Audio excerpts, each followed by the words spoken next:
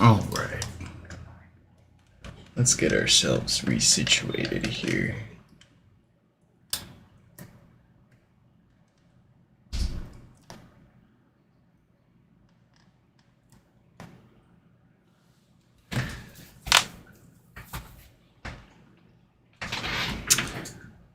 First up is Drew here with no power.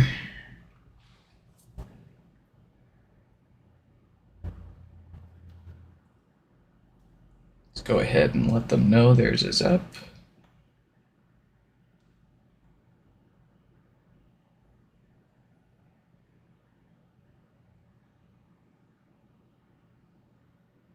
Oh, no, that's not Drew, that's Oren. My apologies.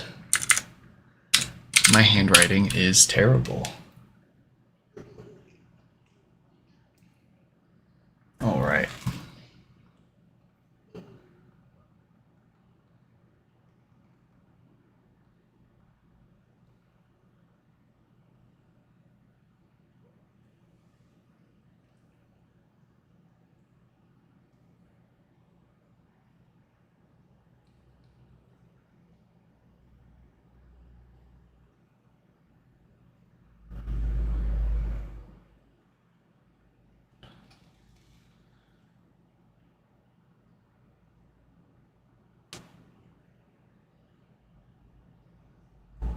All right. Let's check our symptoms here with a known good power cable.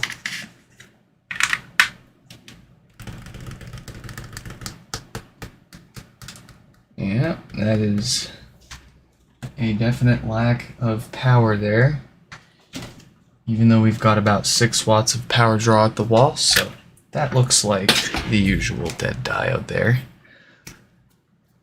Let's crack it open and find out.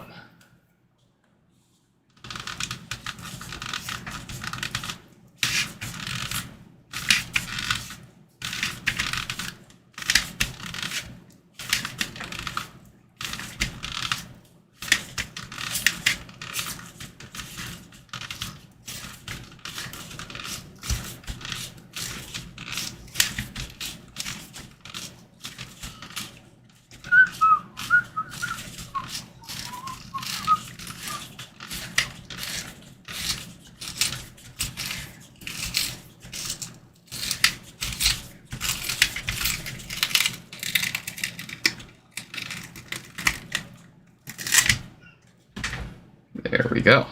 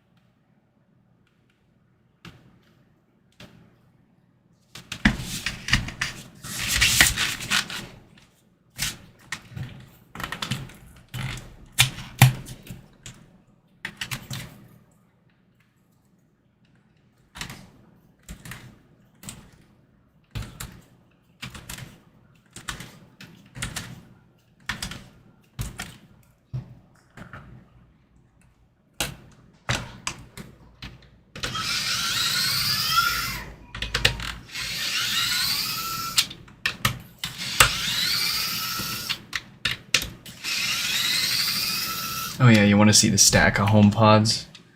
There you go. Got a whole bunch waiting. Thankfully, no more showed up today. This is just what showed up yesterday that we're catching up on.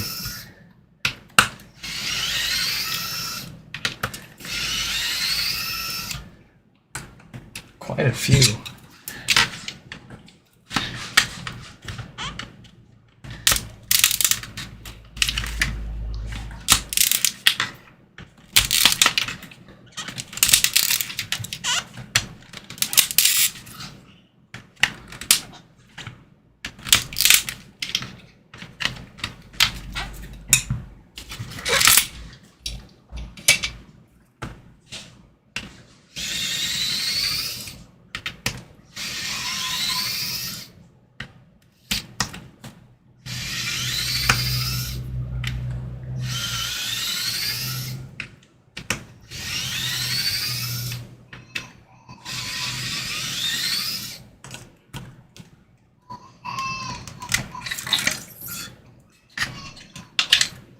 How's our subwoofer looking?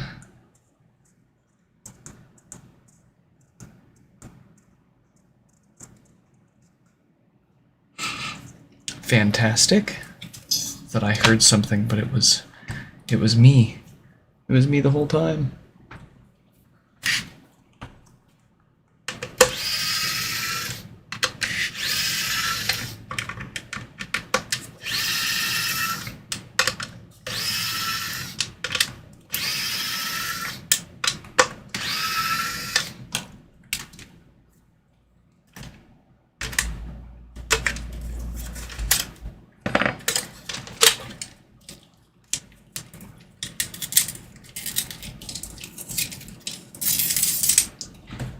Beautiful.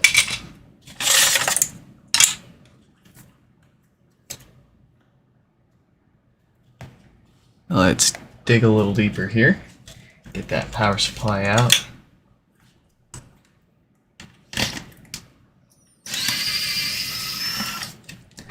We can get a little closer. There we go.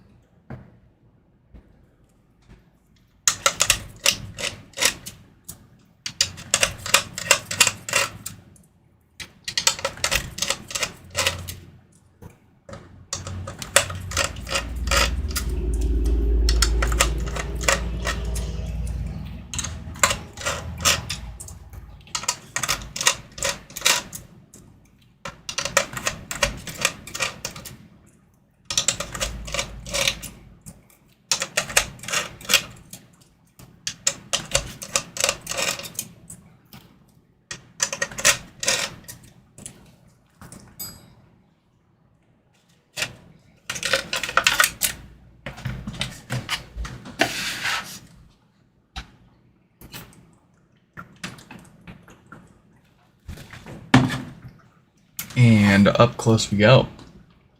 Place your bets, folks. What do we got here? We got a 4.6K on our hands. No one is surprised. Let's get that replaced.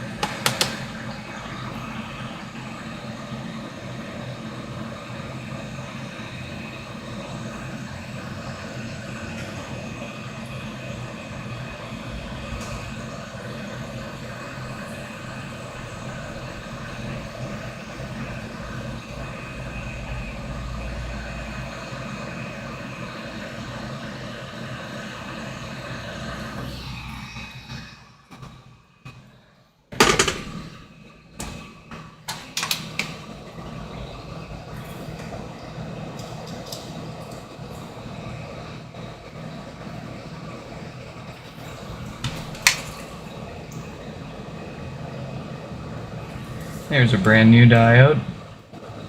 Just by replacing it with a brand new diode, that'll inherently prevent the problem from happening again. It's only this particular date range of these diodes that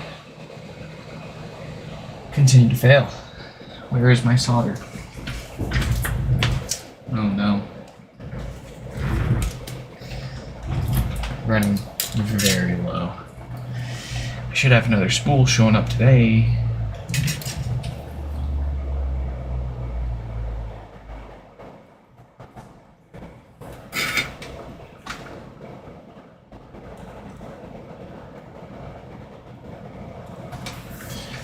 Let's go. This is also technically a stronger diode than the one that Apple used. Not that I personally don't feel that it's necessary, but it's an extra little peace of mind to give ourselves that this won't fail again on us.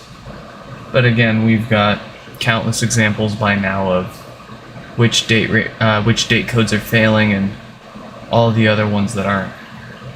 To conclude, there's a bad batch of these diodes floating around out there. 46K and 48K are the ones to look out for.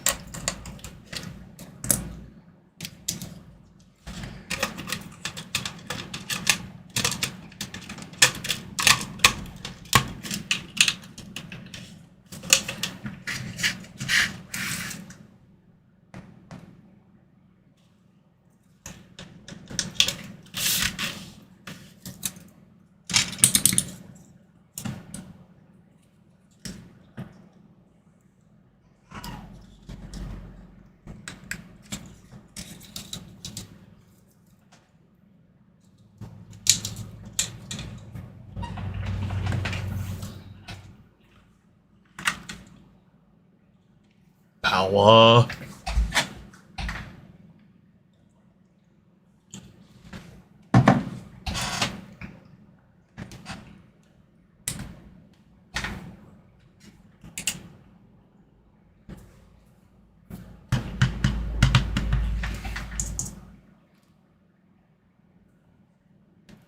Excellent.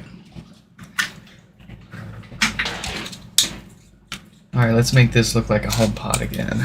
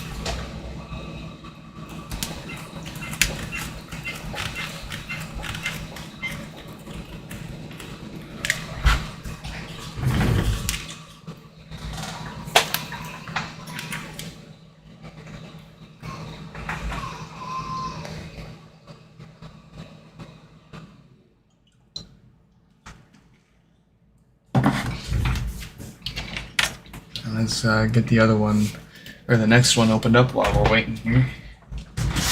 From Greg.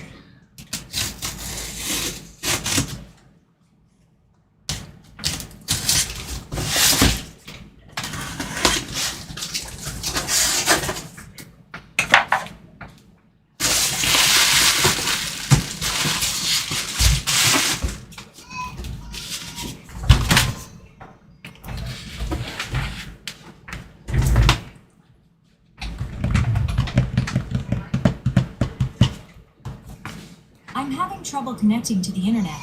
For more info, check the home app. Beautiful. I'm having trouble. Volume buttons light up nice and even, so pending an overnight test. This is confirmed, fixed, and ready to go. Alright. One down. 1, 2, 3, 4, 5, 6 more to go. I don't think we're gonna get all 6 tonight, but we'll see what we get through. We've got Greg up next. Let's see what is going on with Greg.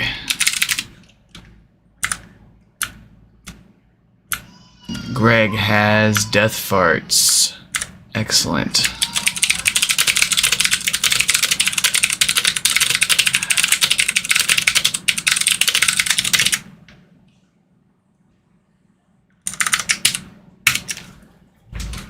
Alright. So most people call them death farts. Technically this is caused by DC offset, which is when your DC filtering capacitors on the amplifier go bad and of course allow too much DC voltage through. The amplifier will detect when this gets too bad and force restart. At that moment in time it will play that most familiar death fart sound that many people refer to. It's basically the amplifier crashing because there's a hardware problem that it detected. Alright, so that is a pretty nasty pop. So let's crack this open and measure exactly how bad it is so that we can demonstrate to the best of our abilities that it's fixed when we're done here. And how we're going to do that is simply by getting access to the inside so we can plug our subwoofer right here to the amplifier on the inside. This subwoofer is special because it's connected to a multimeter that has a readout on our screen there in the bottom right in red, and you can see that number move around when I stab our speaker. That is our DC voltage readout on our subwoofer here. And if you didn't know, your analog audio signal that typically feeds your speakers is an AC signal, not a DC signal. So DC voltage in your analog AC signal is actually quite bad. It can cause damage to a number of your amplifier components.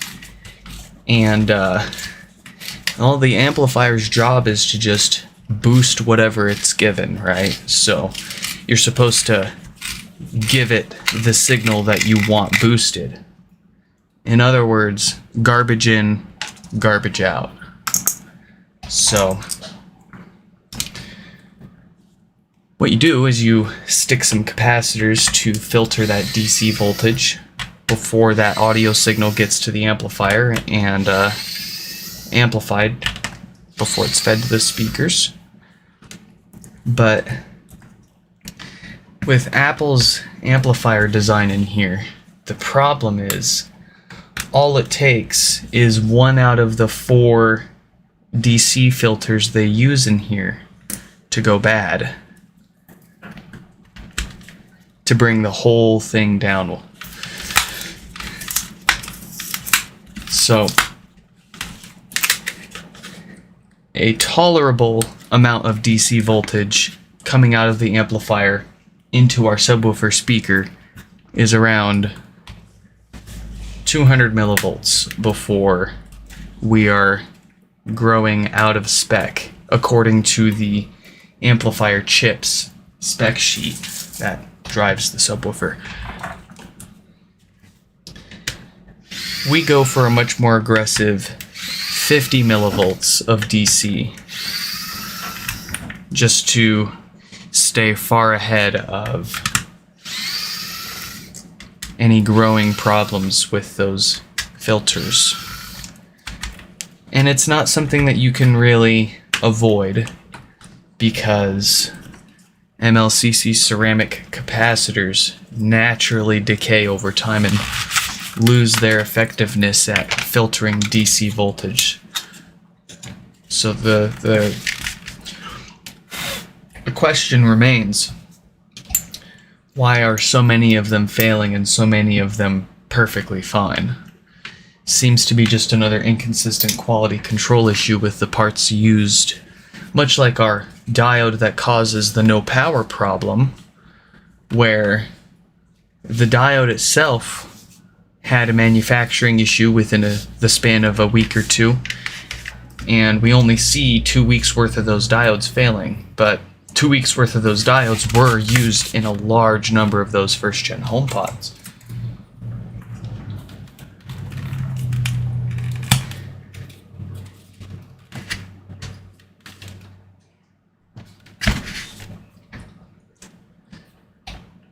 Unfortunately, with these capacitors, unlike the unlike the diode failures, with the diodes, they've obviously got a date code printed right on them, and they're much easier to test whether they're good or bad and track them down, try to find patterns, you know. With these ceramic capacitors, that's what you got. No numbers, no nothing on there. So we are left with testing, and if we find DC offset is not tolerable, then we replace all 4 of those filters at once, because we don't want to be mixing and matching unknown brands that Apple used with the good ones that we're using.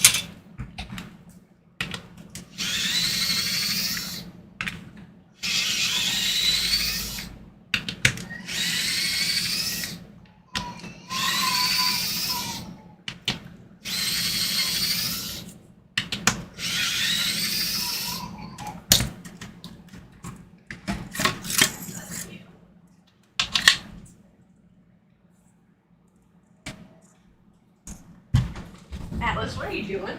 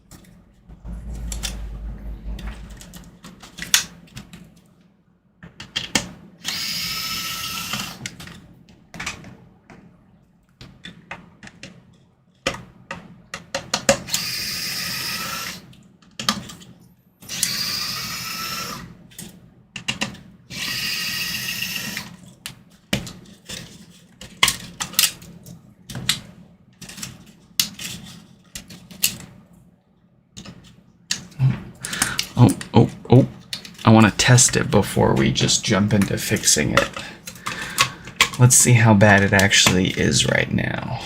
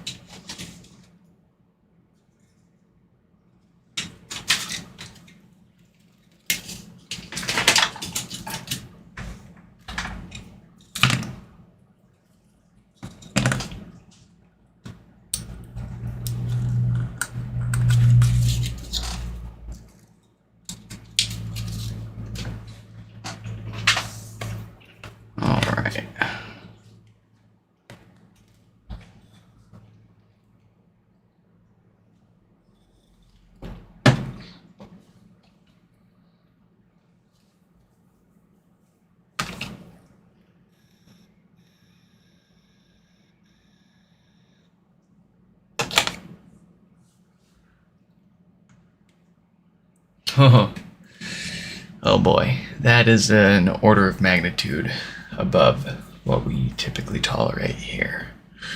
500 millivolts, 550 millivolts, 560, 570. Another property of this particular failure, as those capacitors warm up, they get worse at doing their job so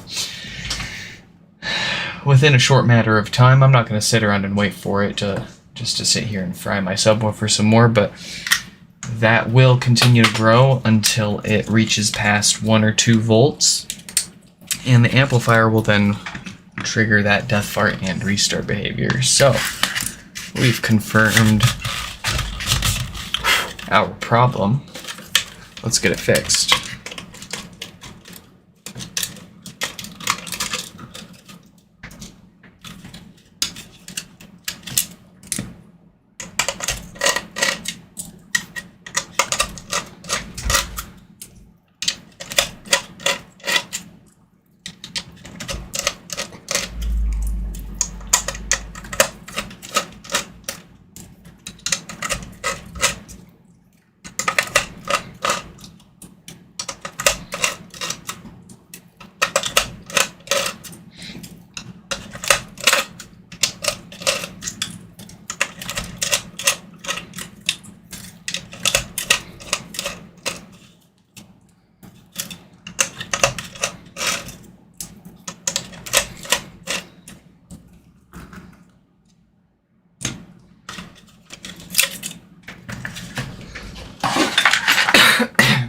Okay. I also wanted to see what date code our, damn it, 1748K. So this diode needs to get replaced before it fails and causes no power. That's the theme, if you haven't noticed, with Apple's choice of parts, which is quite confusing because they spent so much money to make these things, and then they goof that up.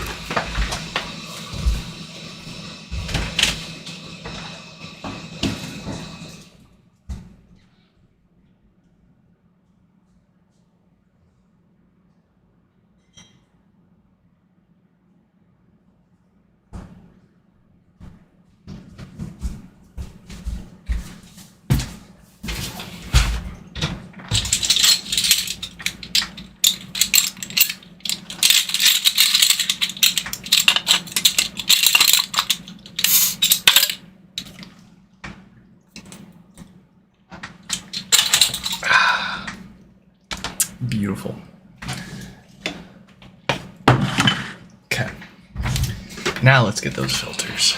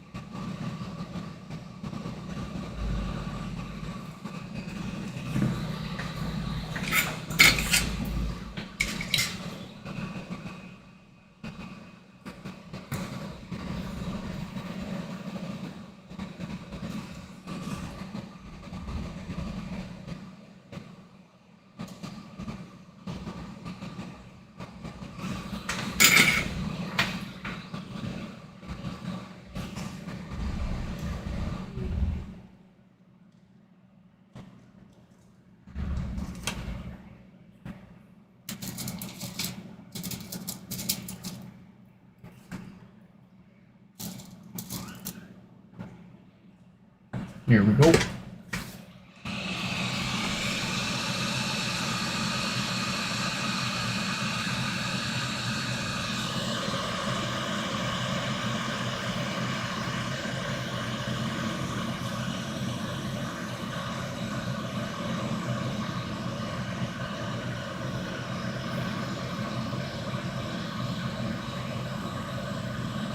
Wow, what was that one doing?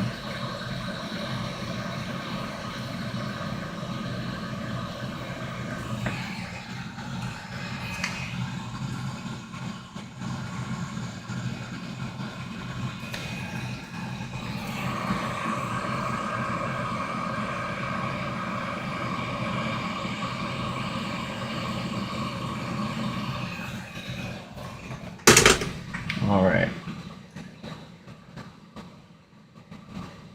Yes.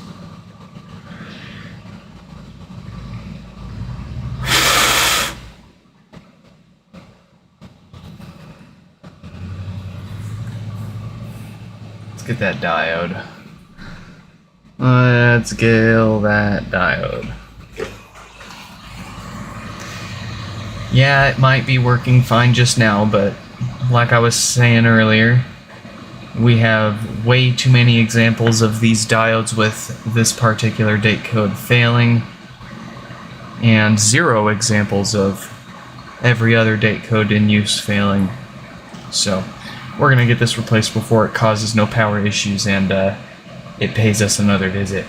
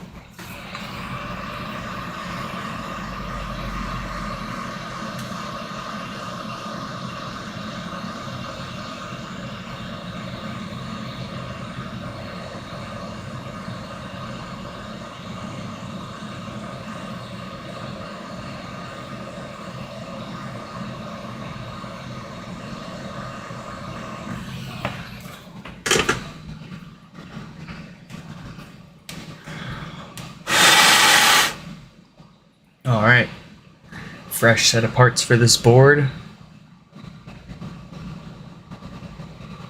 Let's go.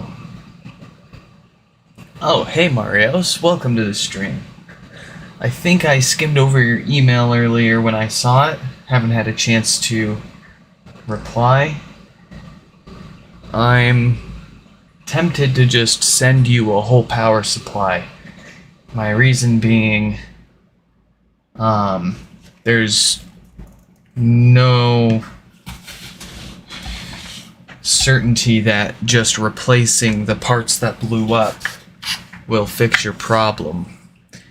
It's very likely whatever's blowing up those parts, whenever you go to replace them, is just going to blow them up again.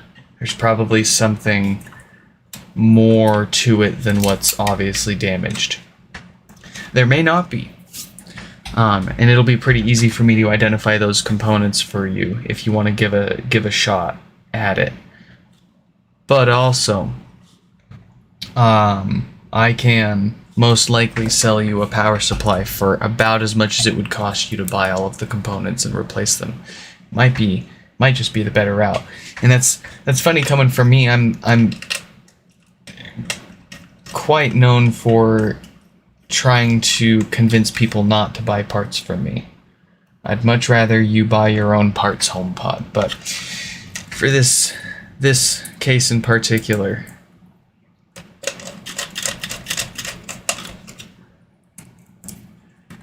it would just make the most sense to get a replacement power supply and drop it in.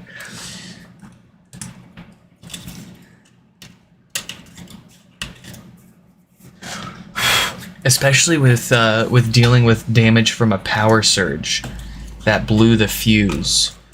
That was interesting. Interesting that it managed to. So you said it was an external surge, which means the fuse most likely blew from power coming in externally, not something going wrong internally and pulling too much power. But if that was the case, I wouldn't expect to see anything past the fuse blown. The fuse is the first line of defense for incoming power surges. Once it blows, there's no way for the power to flow through the rest of everything else to cause any damage. So I don't really understand how that happened. Which takes me back to, I would personally just replace the entire power supply. But if your only economic option is trying your hand at replacing the individual components, I will support you. It'll take me a day or so to figure out what they are, because I literally have to pull the parts off of a junk board and measure them for you. But you will hear from me, and we will see. We'll see what we got.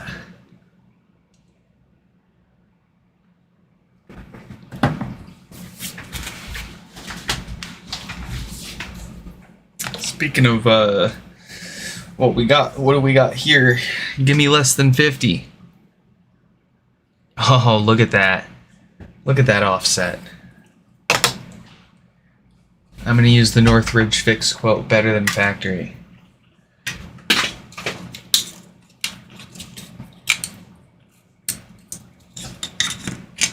Alright. Let's throw this back together.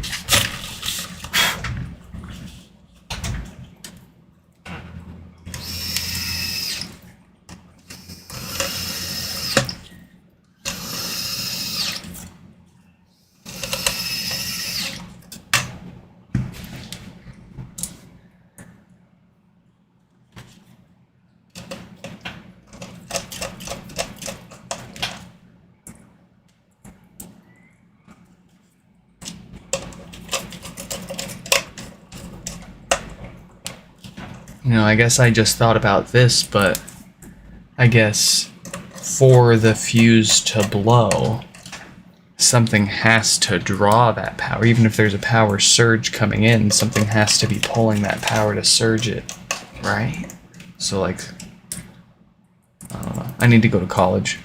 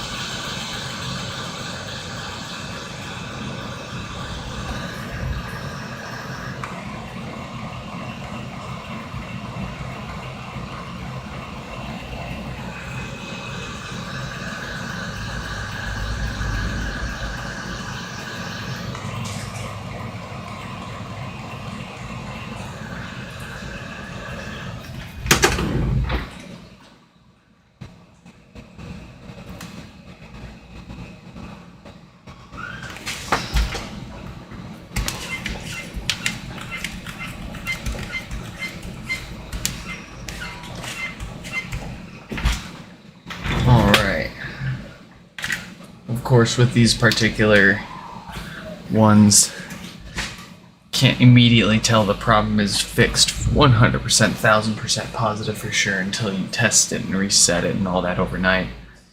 But we can 99.99999% tell by beautiful.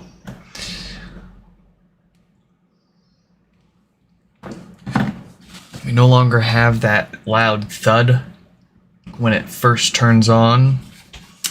I'm having trouble connecting to the... I'm having trouble... Volume buttons are nice and lit evenly. So Greg is fixed.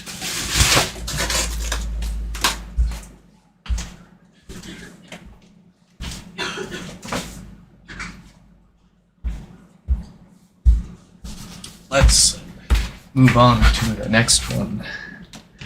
What have we got?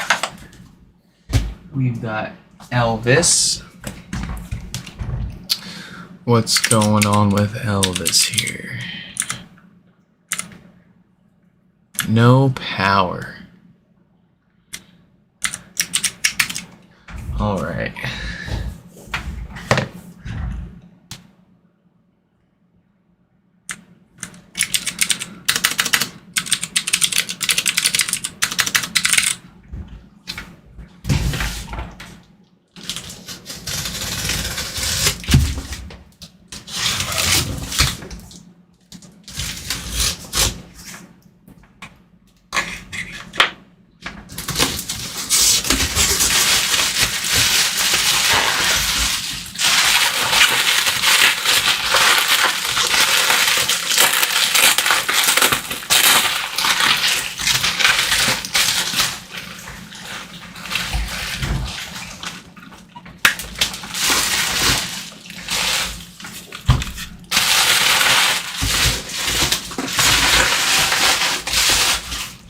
Okay.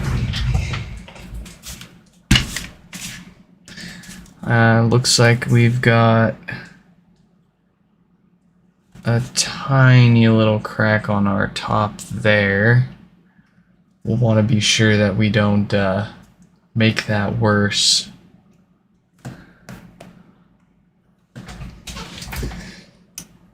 Let's go ahead and check our symptoms here.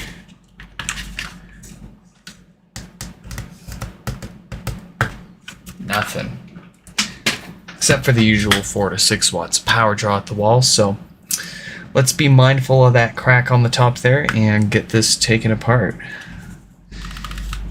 And to do that, we're just going to be extra mindful of how flat we keep this tool with our plastic here. If we start going at an angle, that can make cracks worse. So we want to keep it as parallel with our plastic top as possible.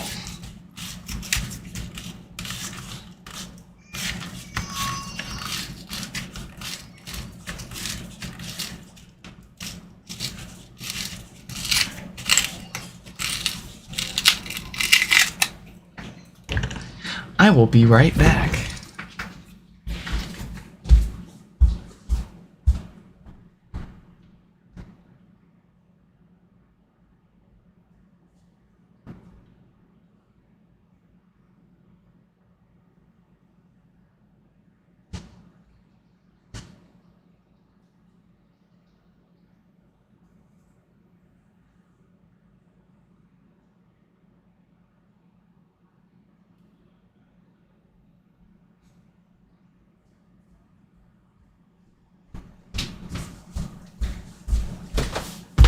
Okay. I can tell what my kid wants just by the way they cry. Sometimes. Oh, good question. It is NIC, not NICK. We don't mess with no NICKs. We're the NIC club.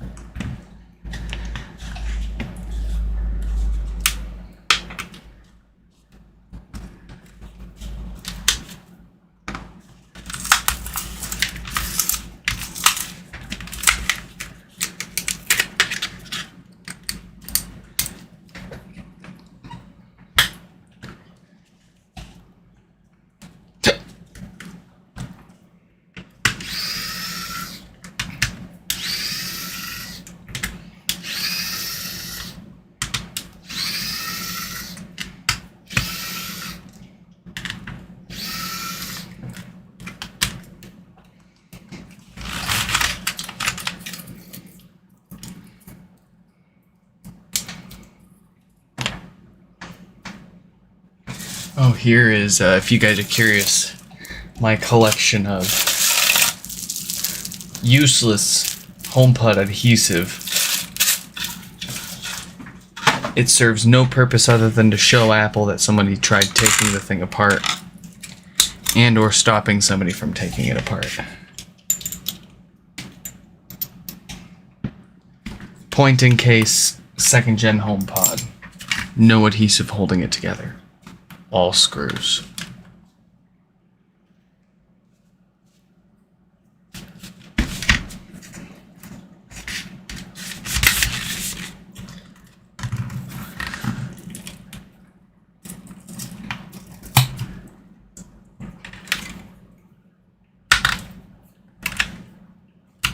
Even Apple was like, damn, we really made this a little too hard to repair.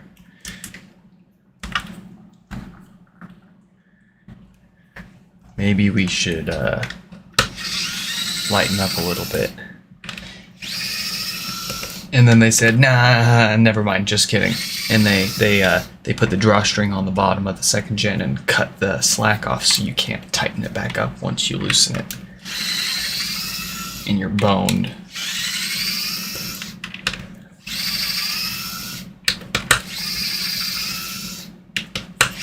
It's okay if you got an extra 20 to 30 minutes of patience, you can manually tighten and stuff the mesh back into the base or try to feed the drawstring back in through, but I can't fathom how you could possibly do that.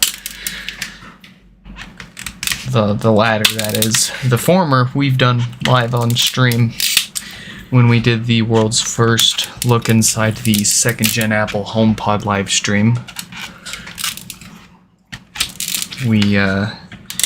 That is when we discovered that they shortened the length of the drawstring for the mesh so much that you have to do the stuffing.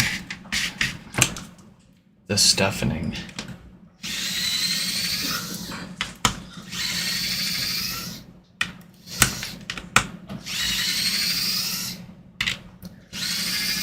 Whatever. Feel free to subscribe if you enjoy this kind of content and want to catch more of it.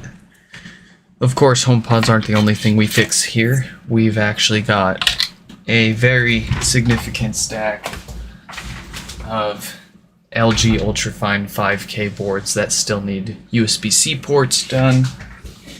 We've had the occasional Steam Deck in for the shell swap.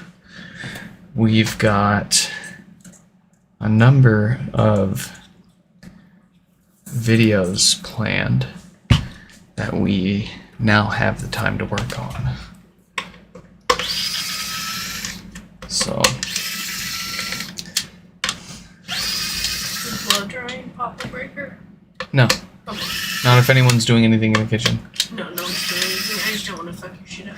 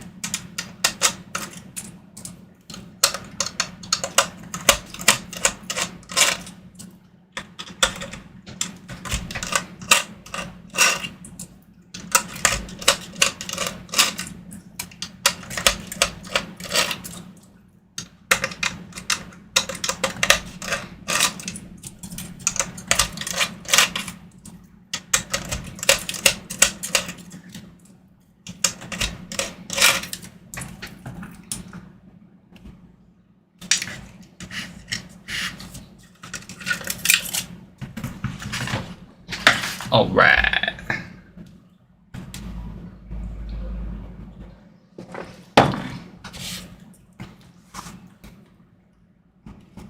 Up close, we've got that familiar diode there. Here with a 46K. If it's not 46K, it's 48K. That keeps failing.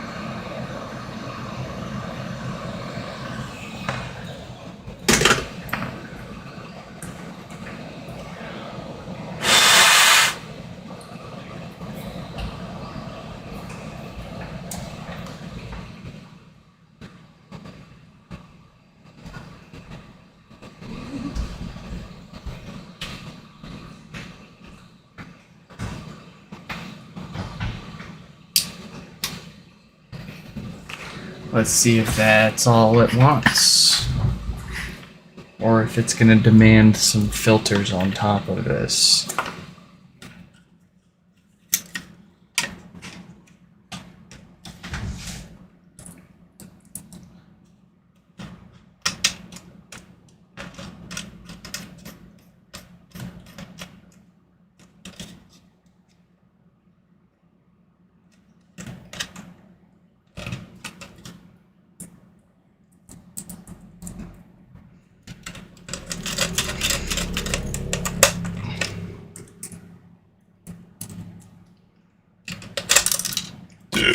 Get back here.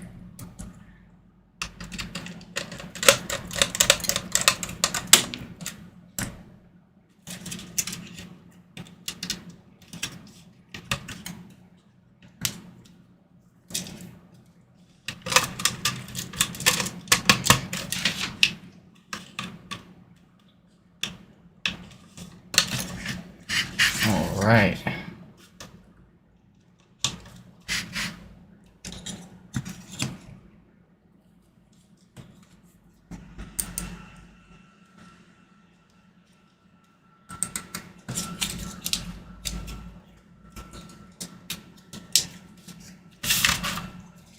Do we have got the power stroke? Power. Yes.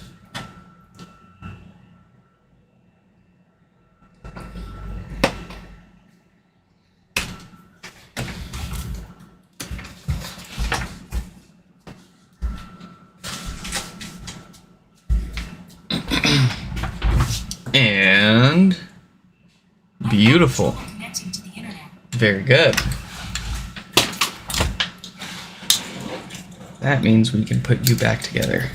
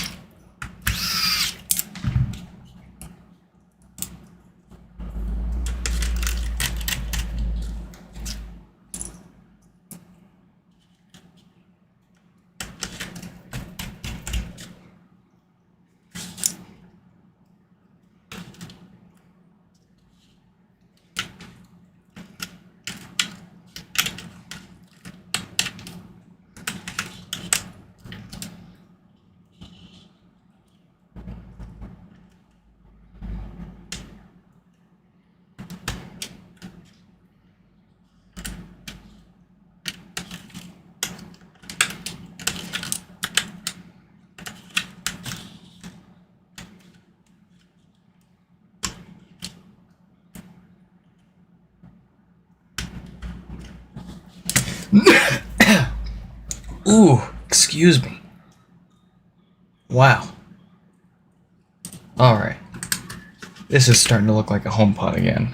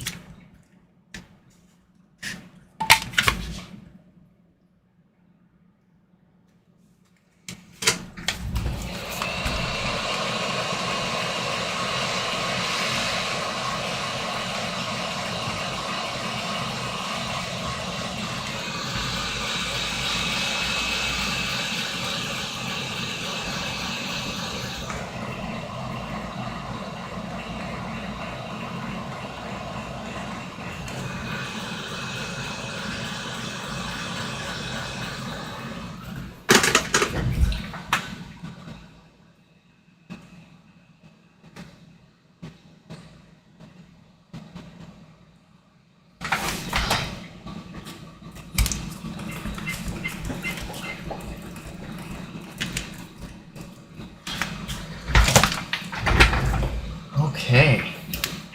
Do we get power? Yes, we do.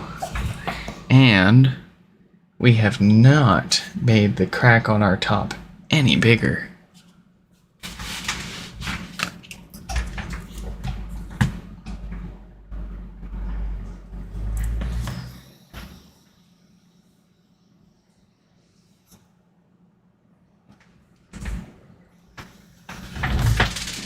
I'm having trouble connecting to the internet. Beautiful. All right. Folks, we will take a quick couple-minute break, grab a drink, grab a bathroom, and we will be right back.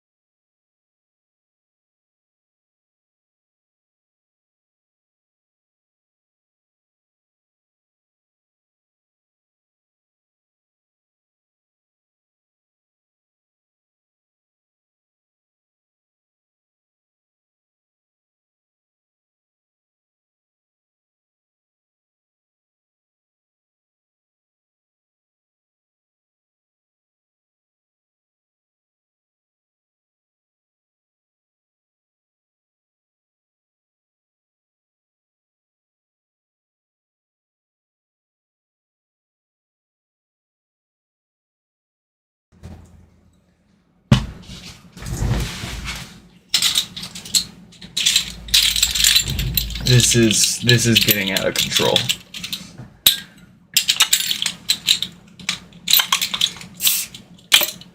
I definitely don't have a shortage of dead subwoofers if I ever feel like swapping this out.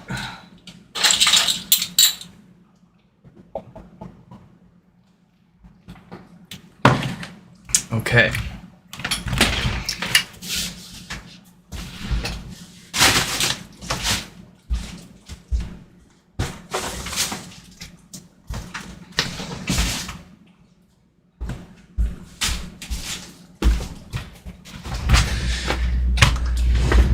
Who's next? Jerry. What's wrong with Jerry? Excuse me. That was uncalled for. How do I open this? Huh.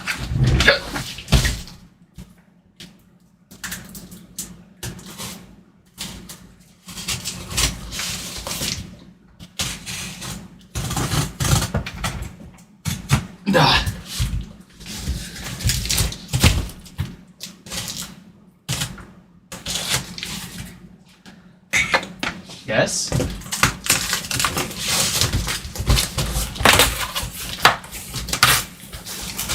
Oh boy. Oh, that is a well-packed HomePod. Let's pull up Jerry's email here. Yes, Jerry.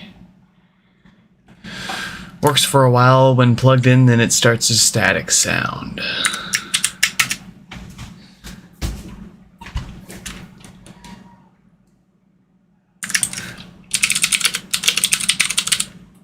I am kind of anticipating a blown subwoofer here. But,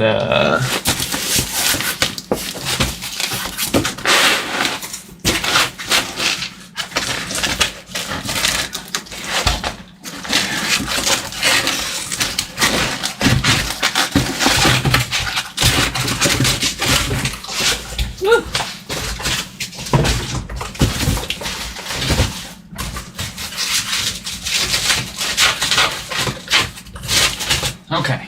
Whew. Let's see if we can't observe anything immediately wrong here.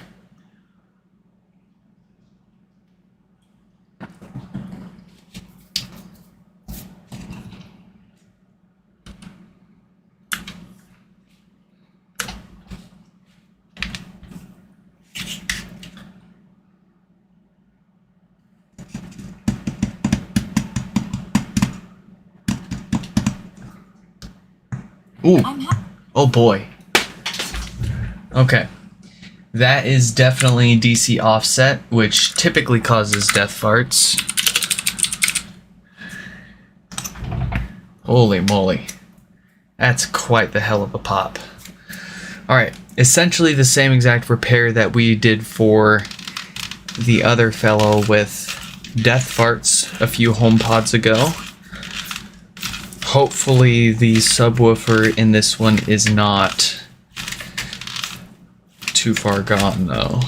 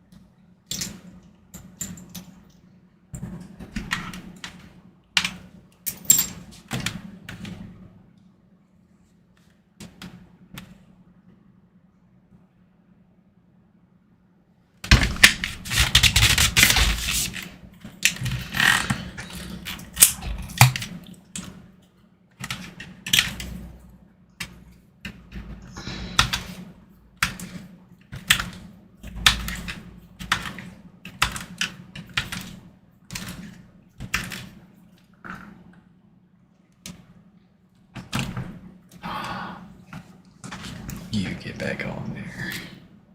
Do I need to tape you on?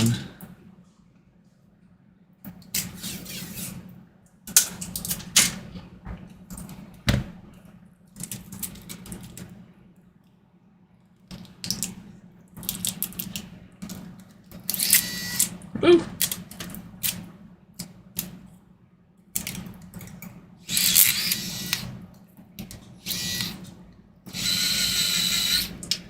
There we go.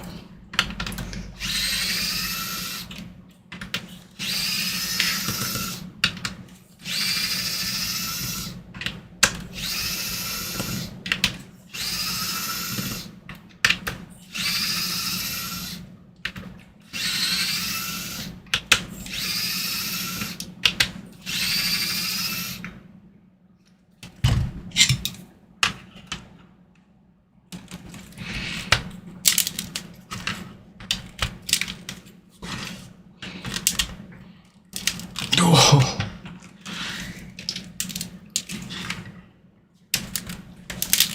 You do not want to come apart, huh? Not one bit.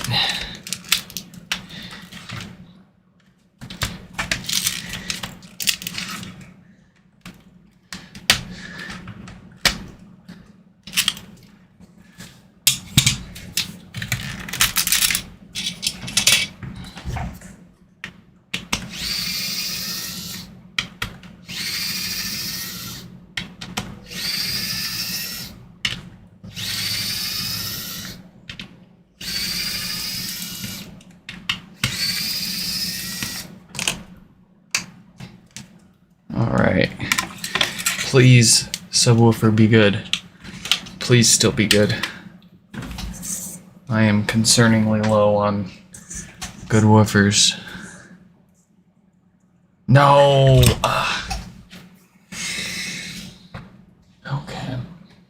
Okay. That is okay.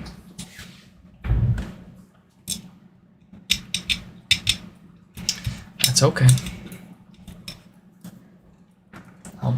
I'll find more of them. Oh, that smells awful. All right, that's going in the bin.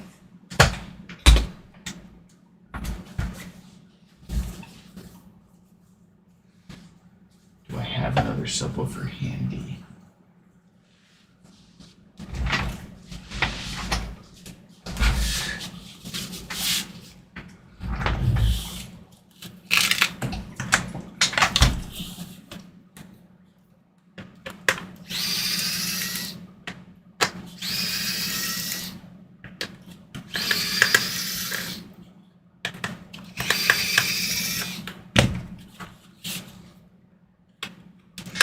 We're just gonna break down another HomePod really quick to get our hands on a subwoofer.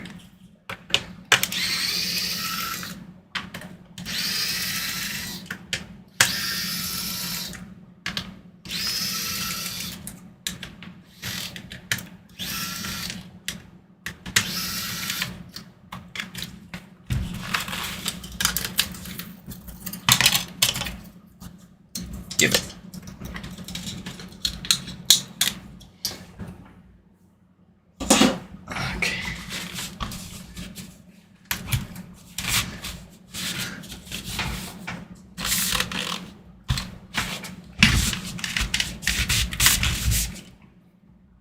Please, I hope I've opened this one before. I have, yes.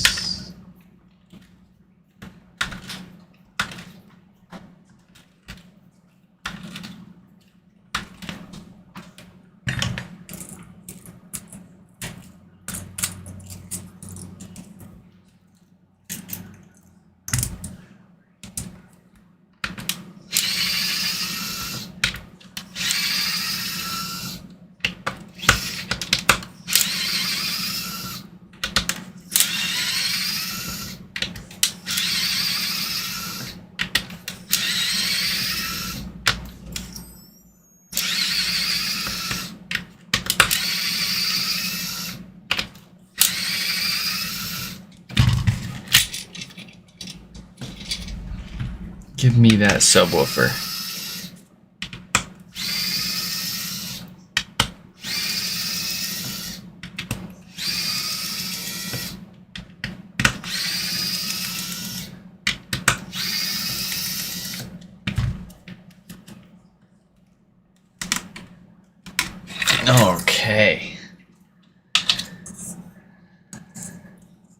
Yes. Alright, we've got a good woofer for them.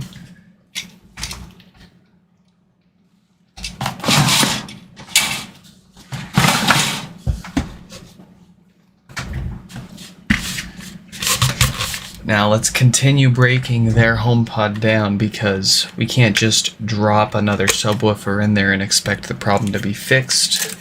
Usually these subwoofers go out because of amplifier issues. So let's get a little deeper in there and take a look. Oh boy. Yeah, that's some classic DC offset, all right. We've got a blown resistor, got a blown subwoofer,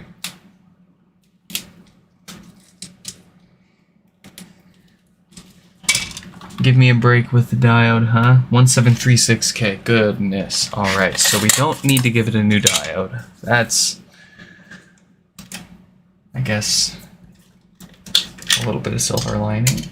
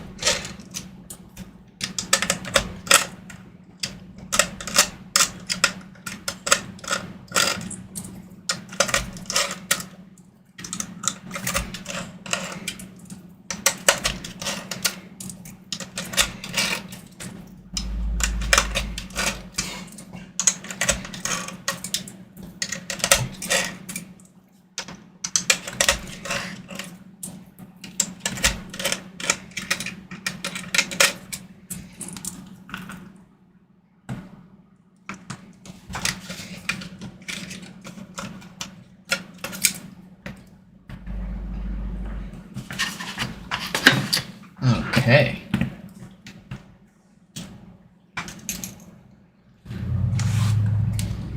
So up close, here's what we're talking about. Look at that roasted resistor. Good grief. Incredible. Okay, so that needs to get replaced, obviously. Our Schottky diode that normally causes no power does not have the normal date code indicating it would cause no power in the future, so we don't need to worry about that. But here our filters. These are what allowed all of this to happen, so let's get those replaced first. The root of all this evil.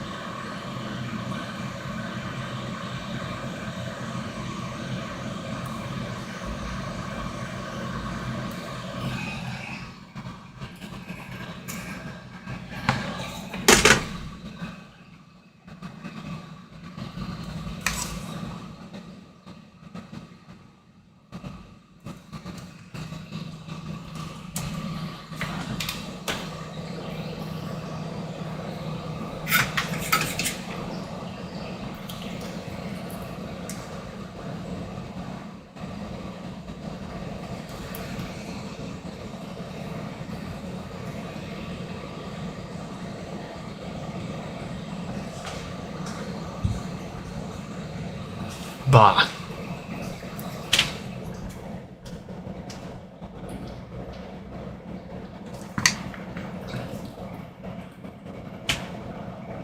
Let's try that again.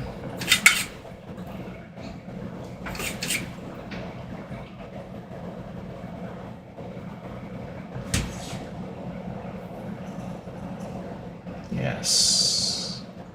Beautiful. Much better.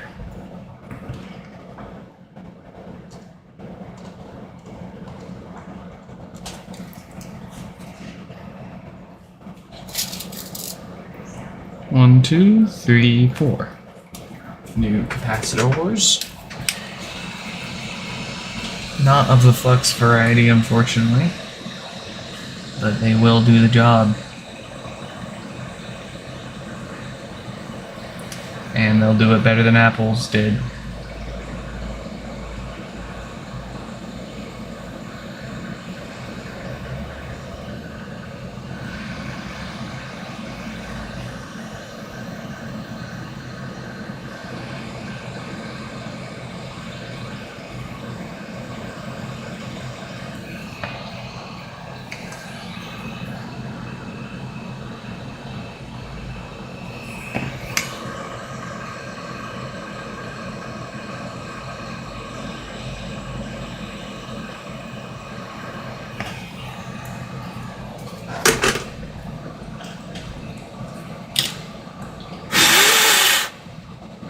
That is a beautiful set of filters.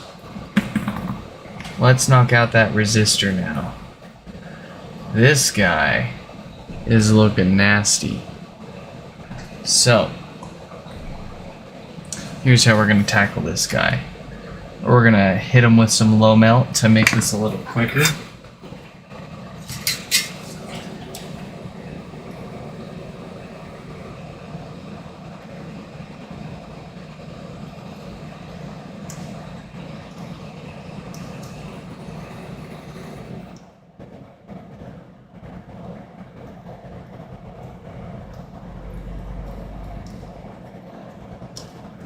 Oh, and there we go. We got him off. We didn't even need the hot air for that guy. Look at that.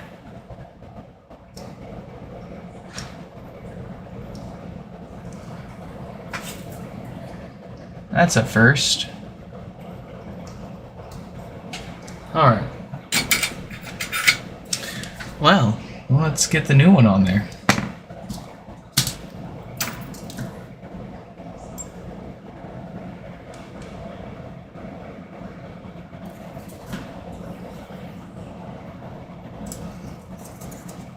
We are going to use the hot air for that.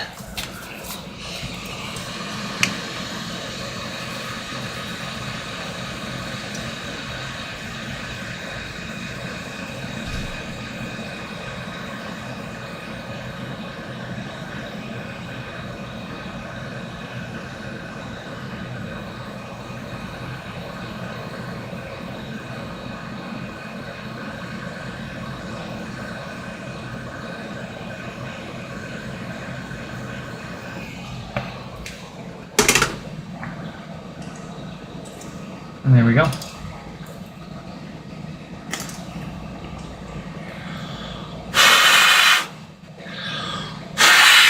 So, new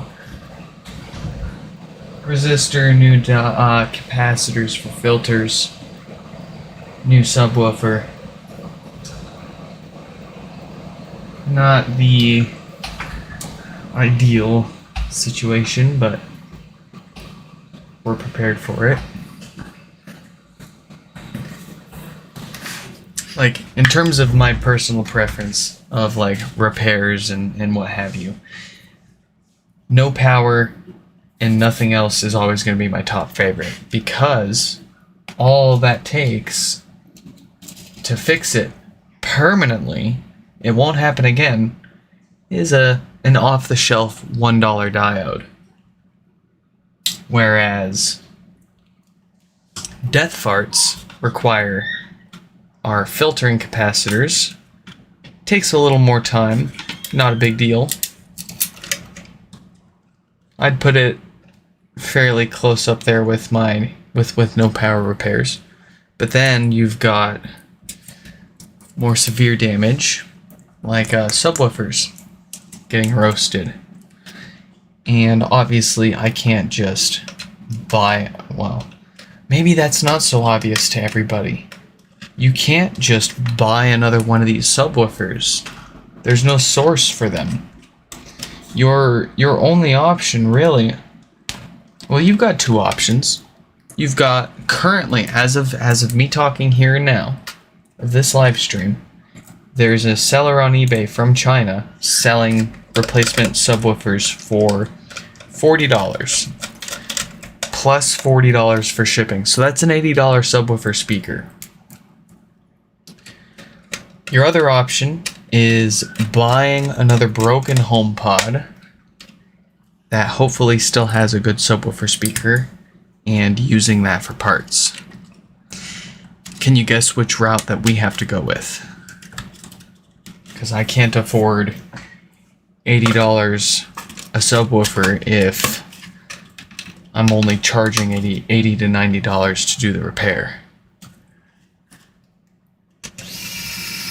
But if I can get an entire HomePod's worth of parts for $80 to $100, then I can at least use those other parts on other repairs.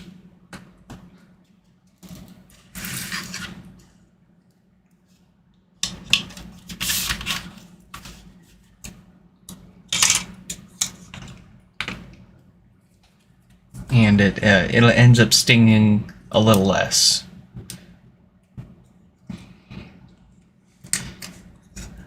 I should probably be charging more for all of my repairs and parts, but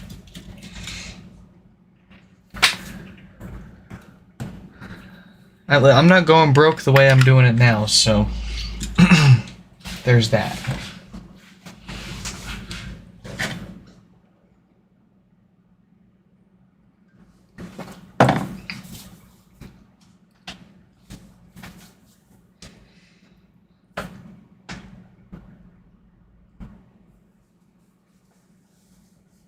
We won't have it's not going to be sustainable 100%. Like eventually we'll have to find an off-the-shelf replacement option for these subwoofers. Beautiful. Okay, let's get this put back together. We got the problem that roasted their old subwoofer fixed. We've got another subwoofer here to put it back together with. Let's put it back together.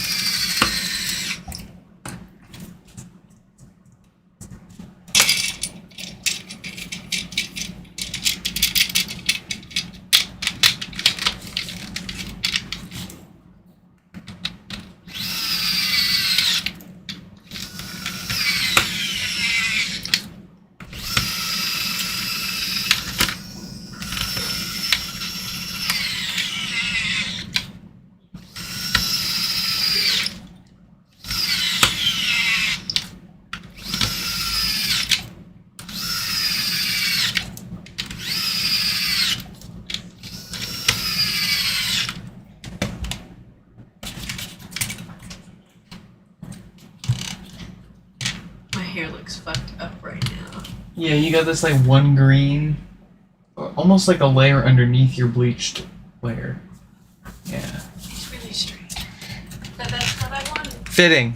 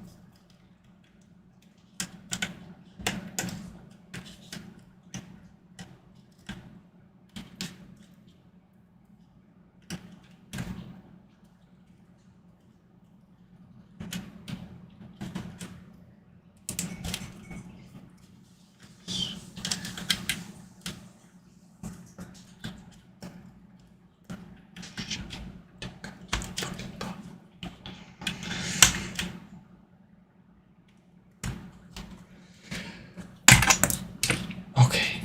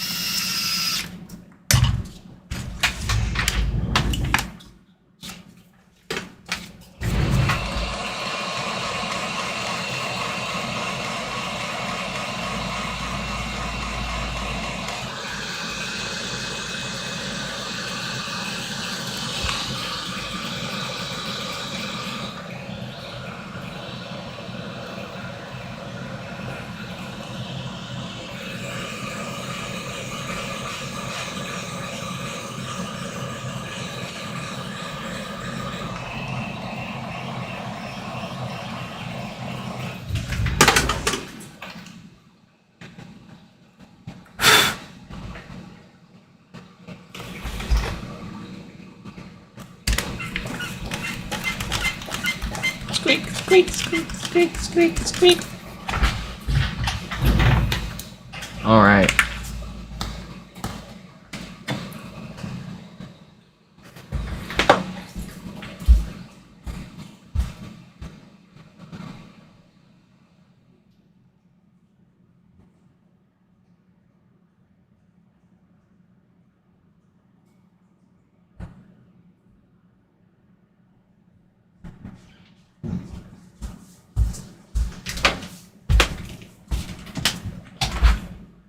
I'm having trouble connect.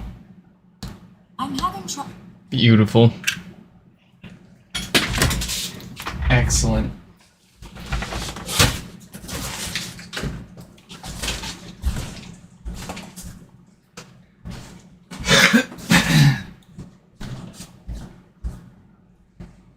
We got 2 left. Take a quick break, folks. We'll be right back.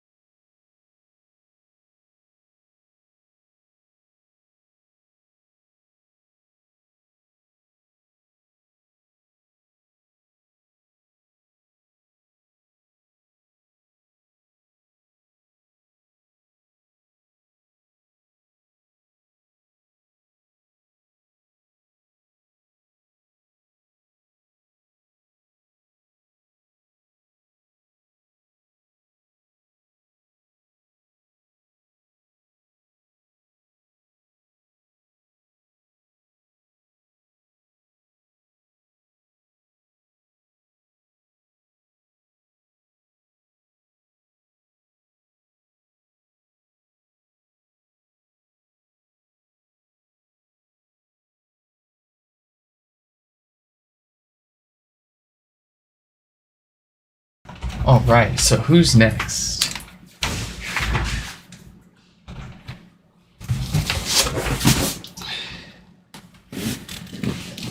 Kristen. We got a Kristen here. What's wrong with Kristen?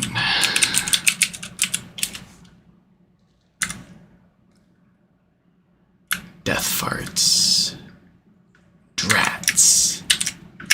I hate death farts.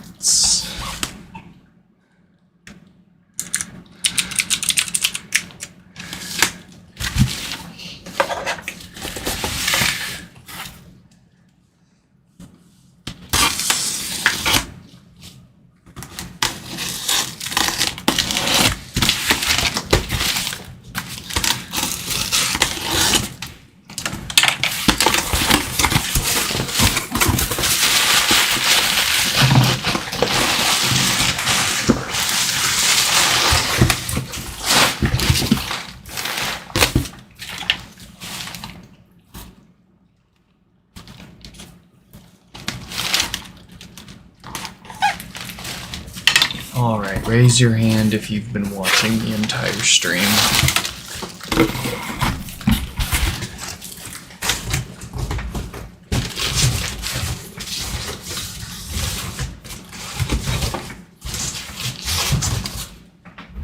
Okay.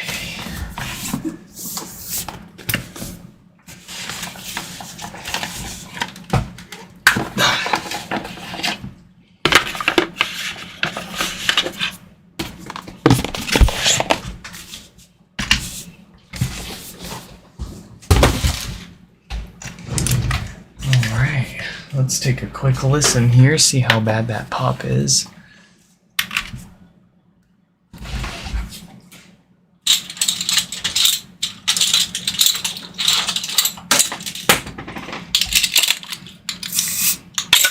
Yeah, we're getting wild.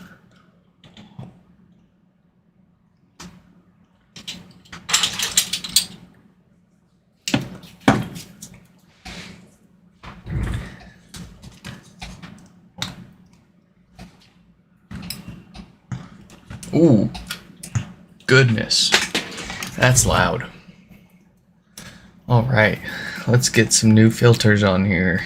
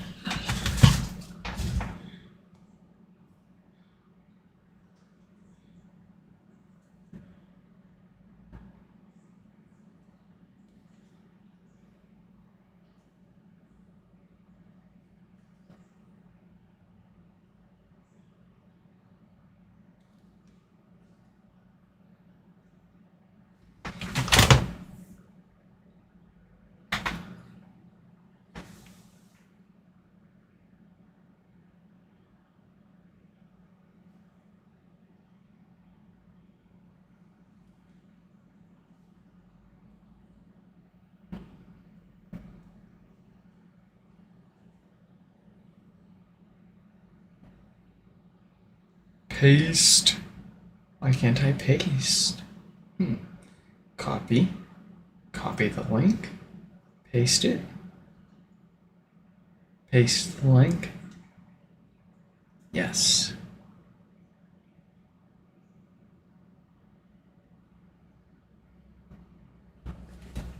All right.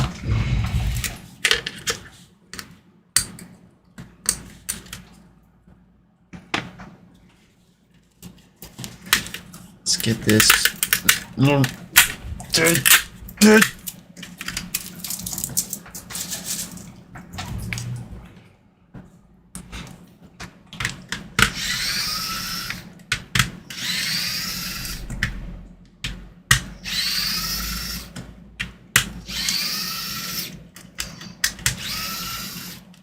Right. Give me that logic board. Yes. And then the secret sauce. A little bit of rubbing alcohol to counter some anti-repair.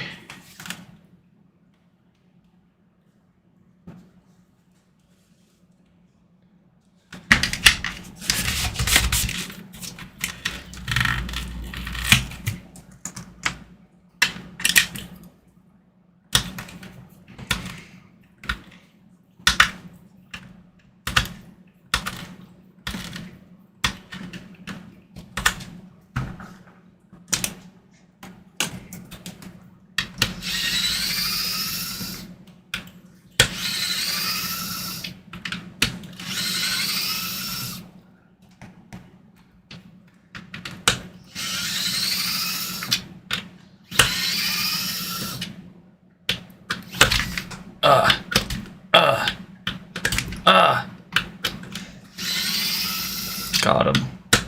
First try.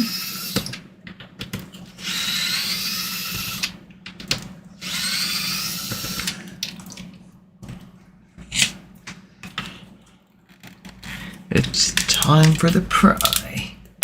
Oh boy. Even with the secret sauce, this is not coming up easy.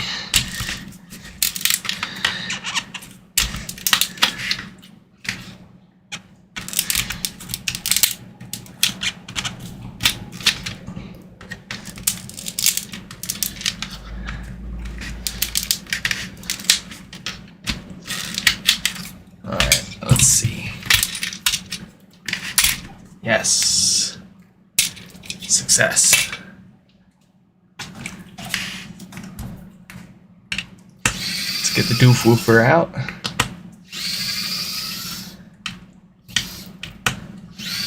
Rated for supposedly 50 watts RMS. Not bad for a little guy like him.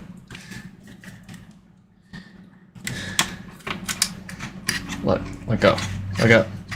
Release. Release.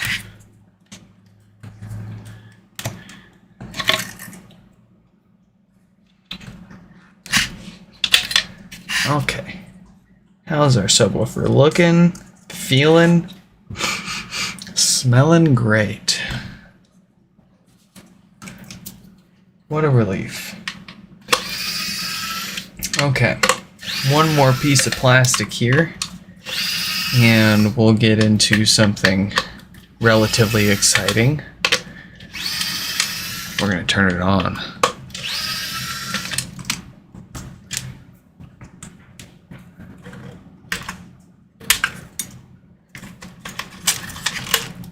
We're going to see how bad this problem really is, just to make sure we know what we're fixing here. I'll explain what we're doing when we get to it. First, let's get some of this this out of the way.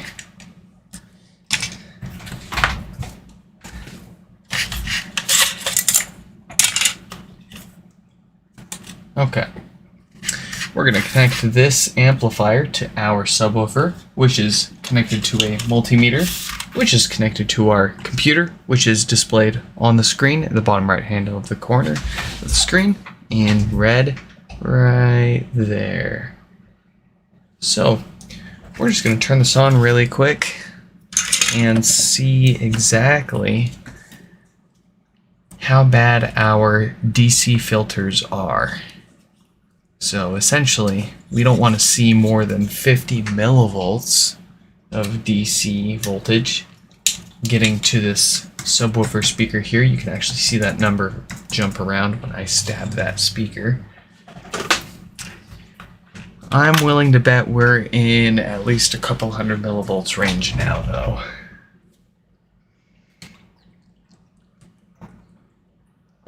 Ugh. 1, 2, 3 more. We gotta fix. Ooh. That's a lot of offset. Alright. So it went from 500 to 600 millivolts in like 10 seconds there. We don't want to see more than 50 millivolts. That's 10 times as bad as it should be. And it's just going to keep getting worse as that warms up. Hey, you guys want to have a little bit of fun? Look at that.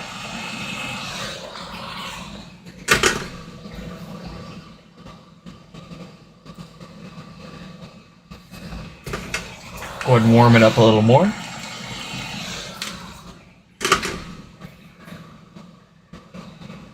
And it's just gonna keep going until it farts on us.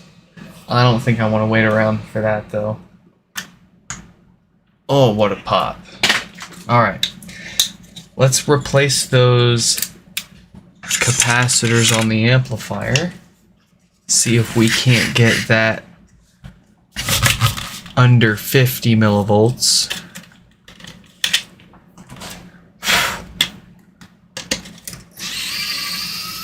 And that'll also make that pop pretty much go away. I've actually got a short on my channel showing that the 2nd gen HomePod has the same quiet little ticking sound when they turn on after being asleep. It's just an inherent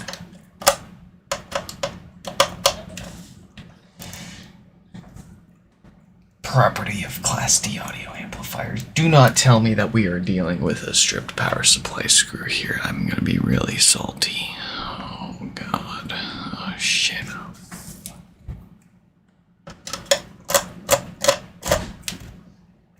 Shit. Alright, we're breaking out the flathead. Does this fit? Nope, that's... Ah, shit. Why did they feel the need to use super glue for thread lock? Who knows?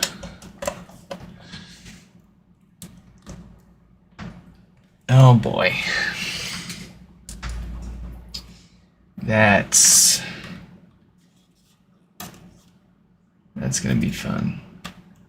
Can we get the other one out at least? Alright, so we're dealing with one screw in the power supply holding us up. What else do we got here? We got our T8. We stripped it through T7, so yeah, that's too big.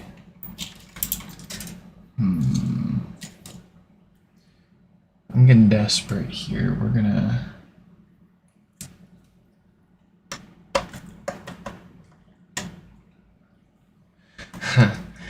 do something silly. I doubt this will even work.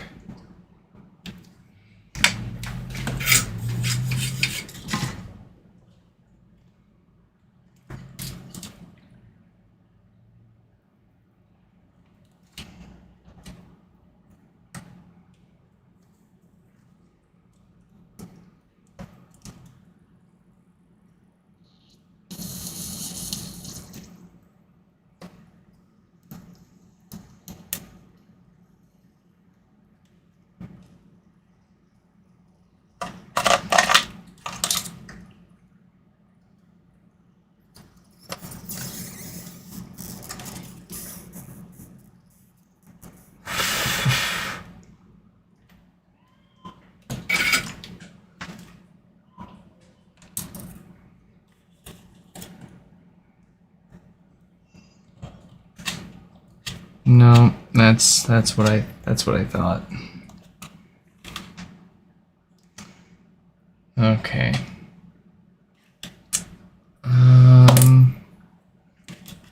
Man, do we sacrifice this power supply? I've got plenty of them.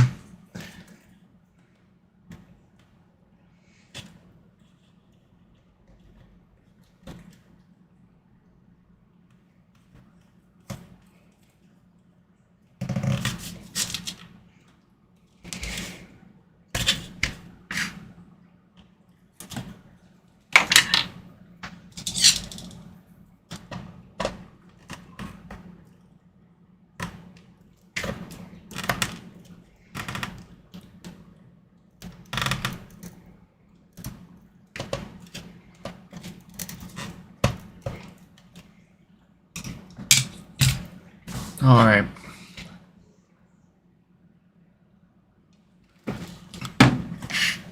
We're gonna get the vice grips. This is absolute malarkey. Complete and utter malarkey.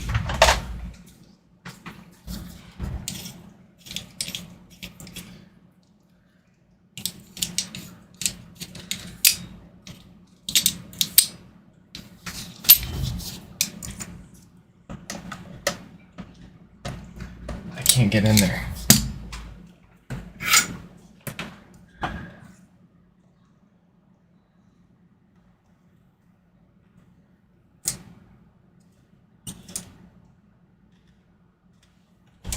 Turn on the filter.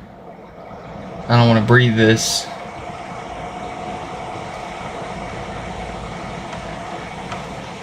This is honestly the most fucked up screw extraction I've ever had to do.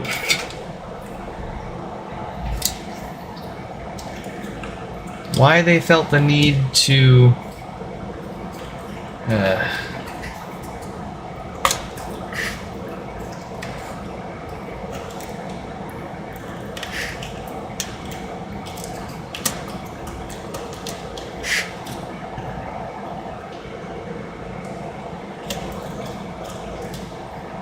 shit.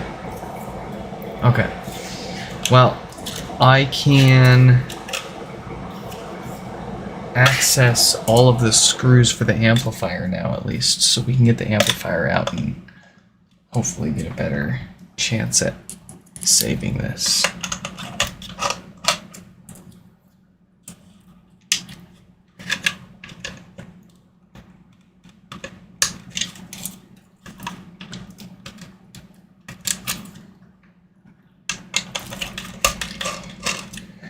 Oh boy.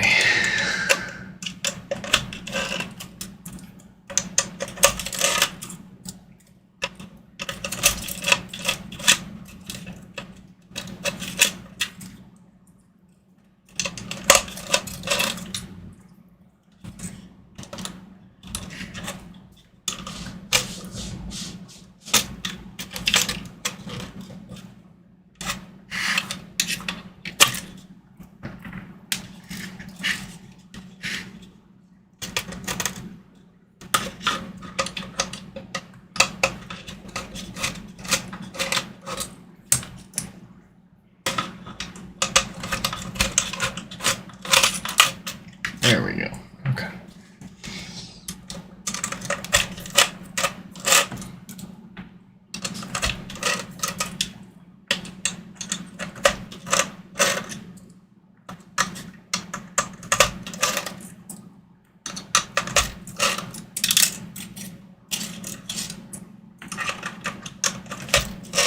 Oh boy. Oh goodness. Oh jeez. Oh. Alright, what have we got here?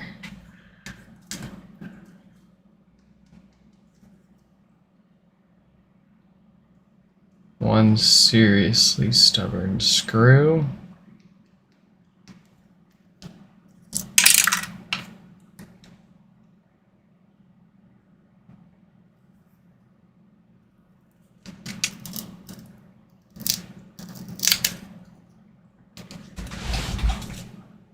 Alright.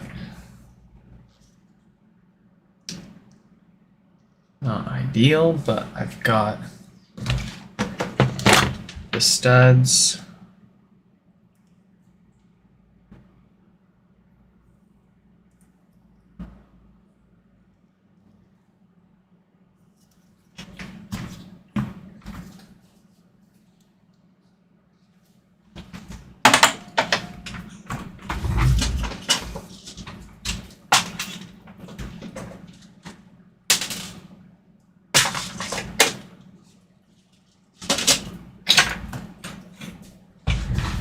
Where did I put those?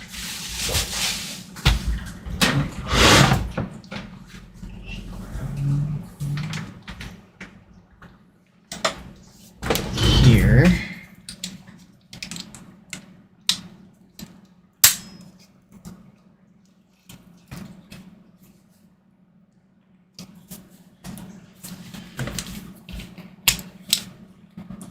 One power supply stud. One sip.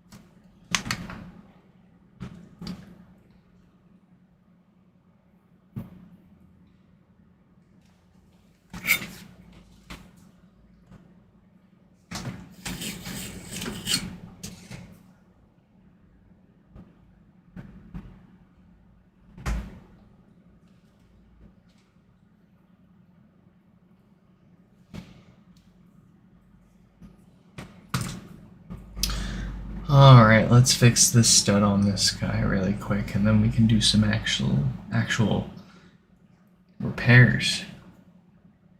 Stuff that we came here for.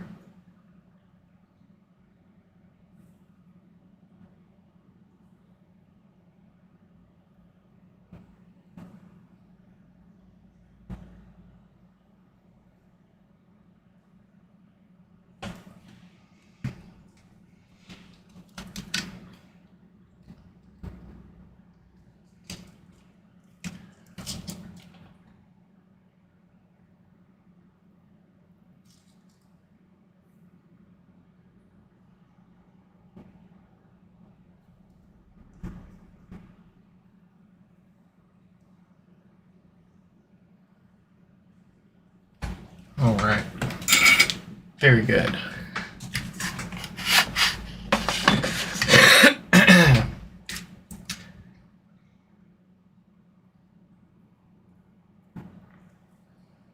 Now, on to the repair at hand here. And not recovering from Apple's anti-repair bullshit. Let's get these filters taken out and replaced.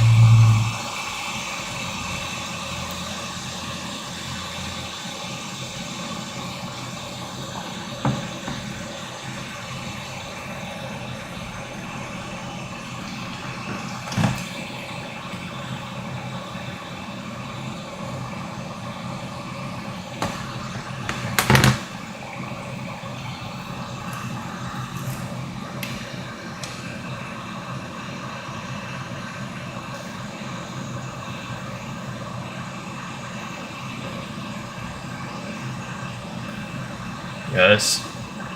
Yes. Alright. Name another channel that does 4 at once. Let's go.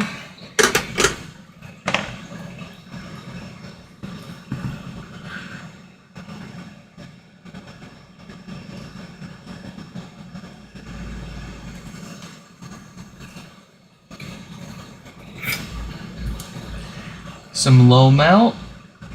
We want to take it easy on these new fresh caps. We don't want to torture our brand new parts with a ton of heat if we can help it.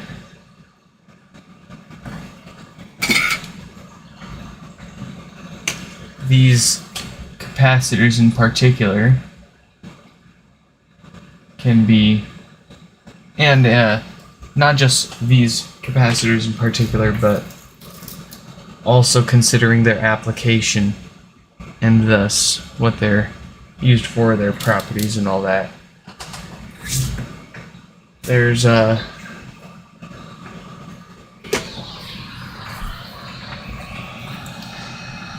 good reason to try to keep these as cool as possible.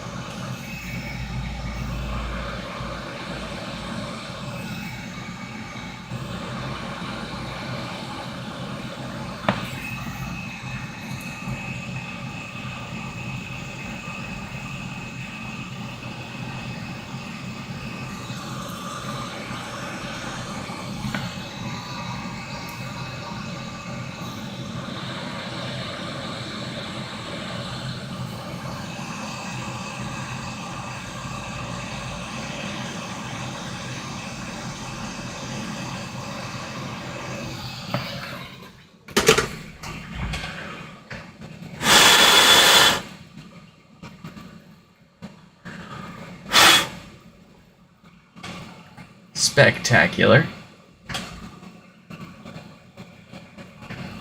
How's our diode looking? What date code do we have on here? Does this need to be replaced?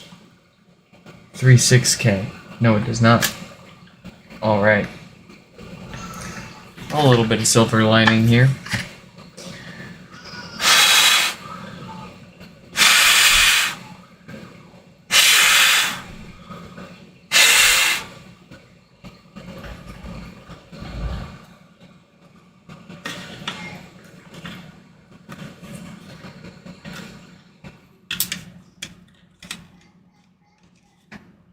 Buh, says the baby.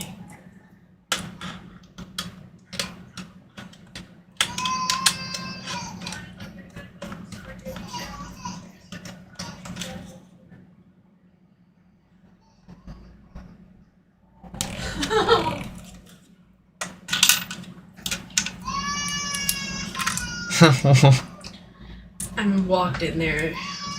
You walked in there? Yeah, that was my mistake. So Mom and Dad watch the baby. It costs some money, but would you want to go see a patch?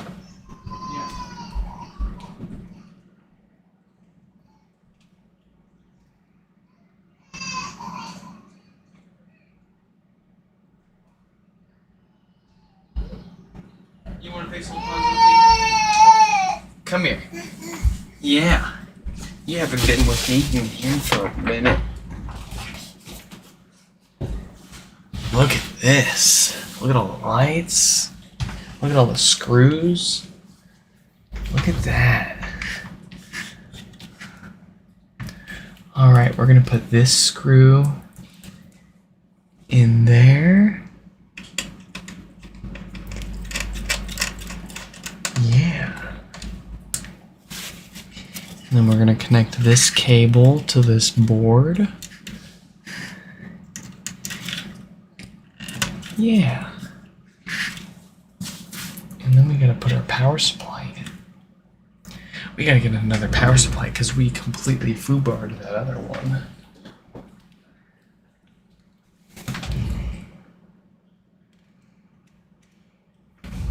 I don't trust that one. That one's got a bunch of weird marks on it.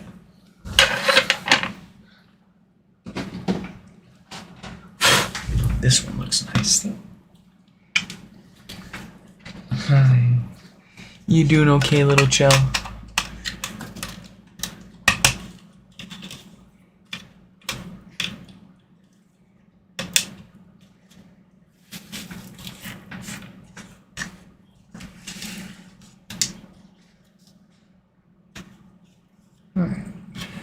gonna take us a little longer, but we got this.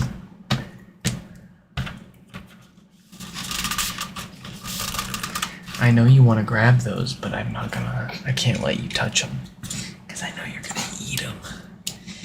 You'll consume anything that comes in contact with your hands.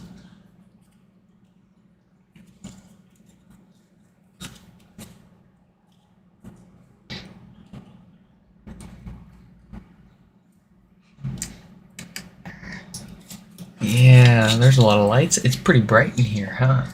You know, little babies like little Chell should be in bed right now. They should be in bed. They should not be awake. They should not be fixing HomePods. They should be asleep. Yeah.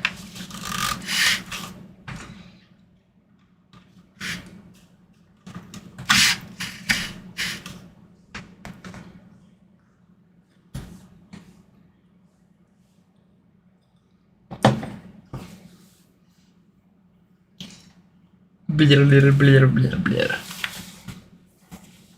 Don't unplug it. No, no. Hey, look at that. 3 millivolts. That is very good. Yeah, you generate more offset than that, little Joe.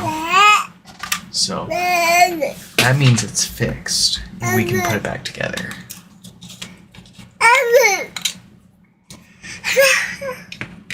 Yeah.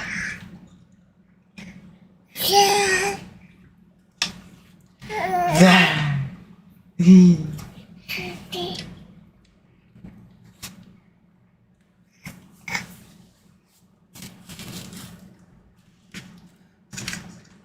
Alright, let's get these screws put in.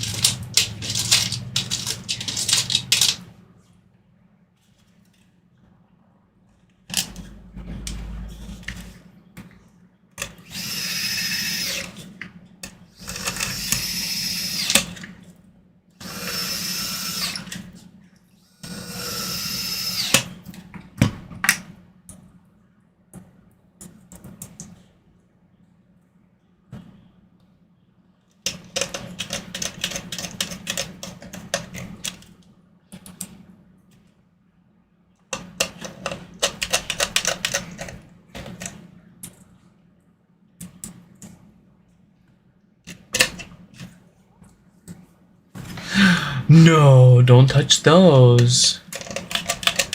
Those aren't mine. Those aren't yours. Those are for someone else. Those are for Kristen.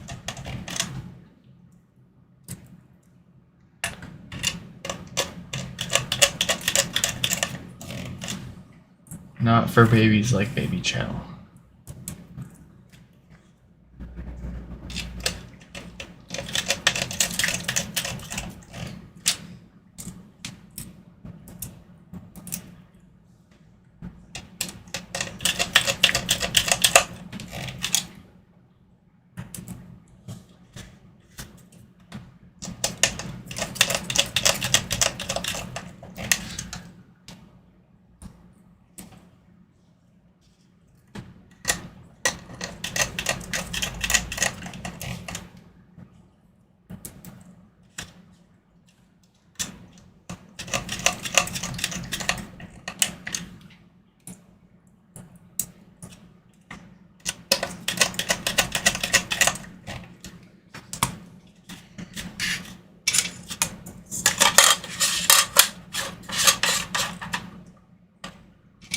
And then we put this one in, but we gotta fish that through first.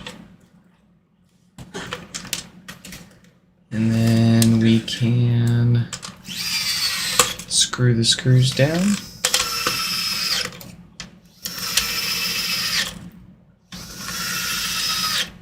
We do the crisscross pattern, Baby Chell,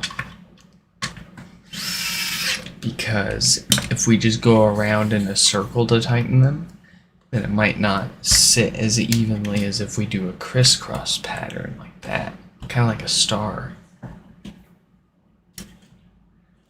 And like, it probably doesn't matter in these, little baby Chell, but we do it anyways. It's kind of like putting the tire on your car, putting the wheel on your car if you're changing a flat.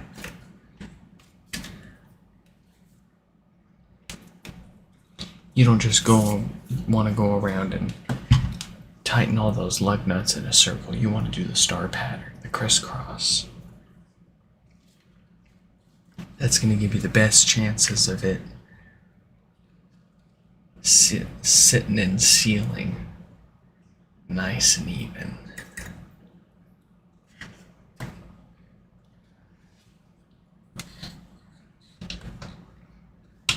The more you know. No, you give that back. Don't chew on it.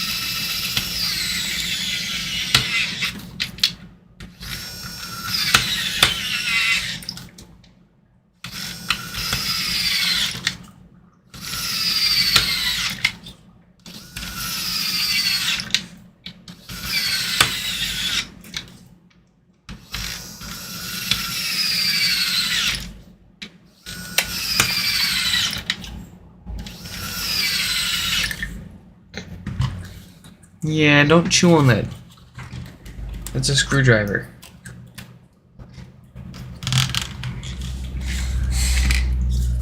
I know. But still. Like, seriously.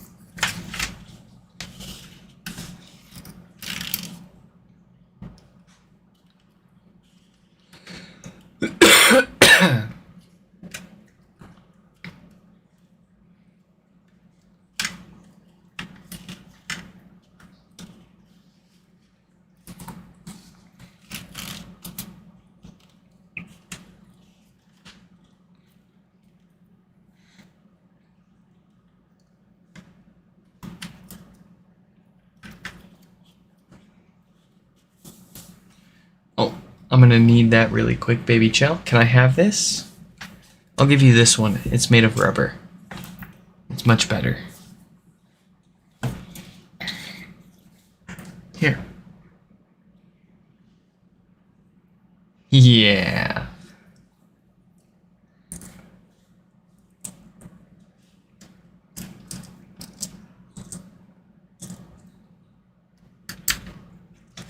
Alright, I'm gonna need to take a picture of this.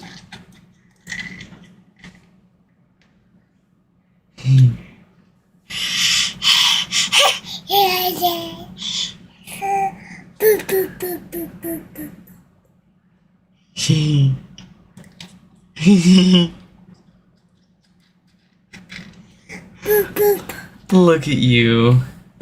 You are so precious. Have at it, kid.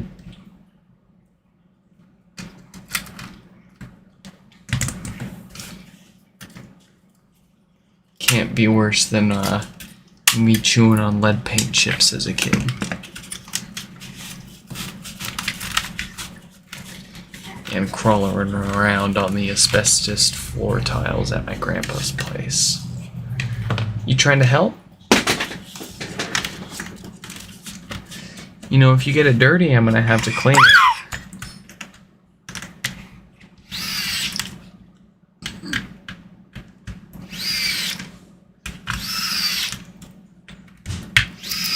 No, you don't want those.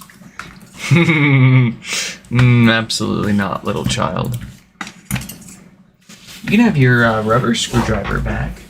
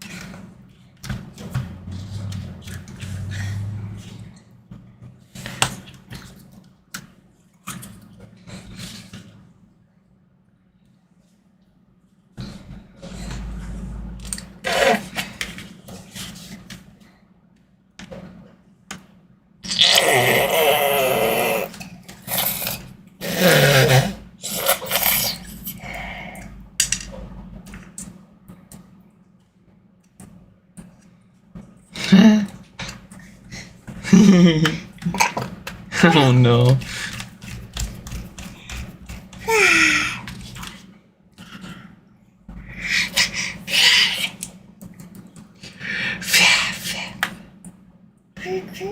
Baby? Baby.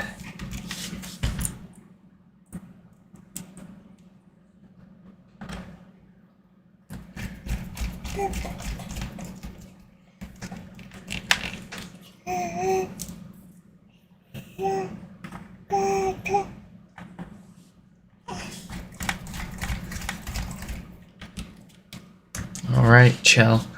I'm gonna need to give you back to Grandpa and Grandma because I'm gonna break out the heat gun. And as much as I want you to see how I use that, you are just a little too small for that. And I don't want you to get hurt. So we're gonna go drop you off. And we'll be right back.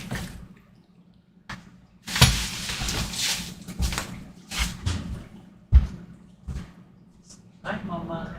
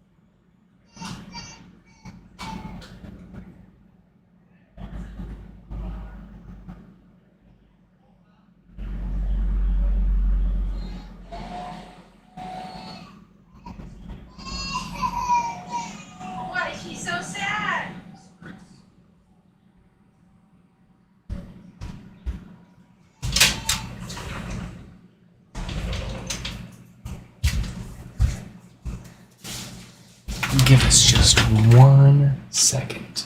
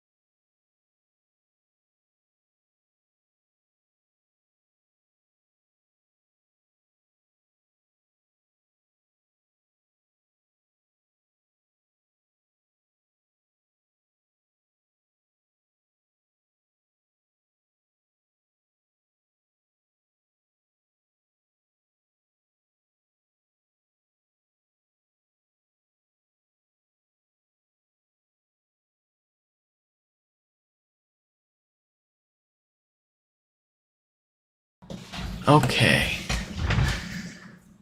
Let's apply some heat.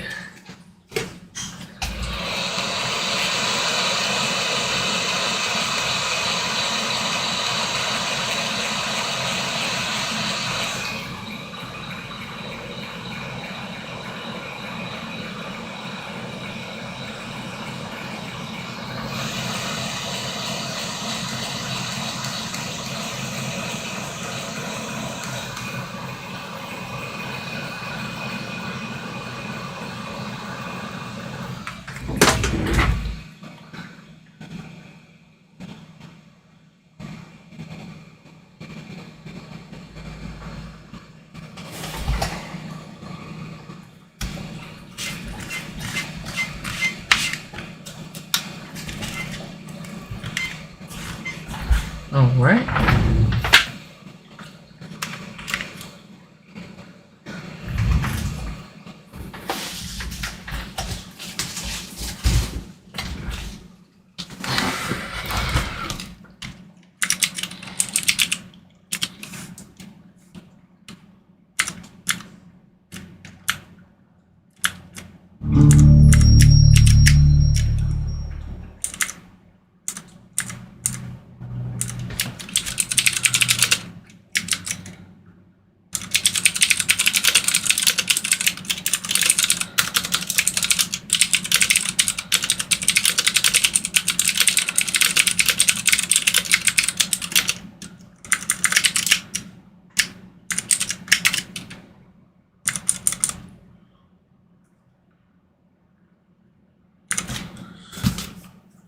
All right.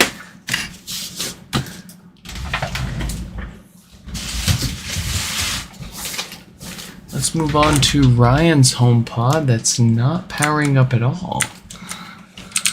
A nice little break from all these death farts here. Quite much prefer no power repairs to death farts.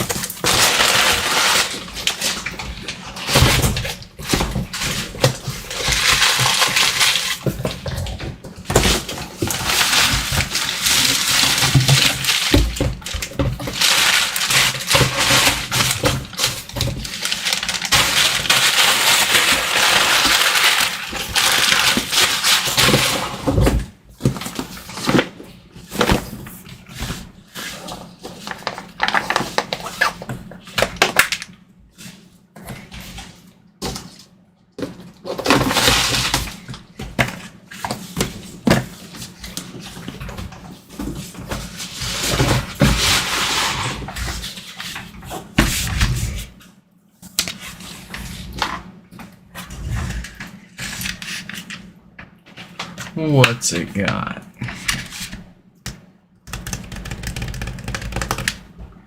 6 watts of power draw from the wall. Pretty standard for a for a dead diode. Let's see what we got.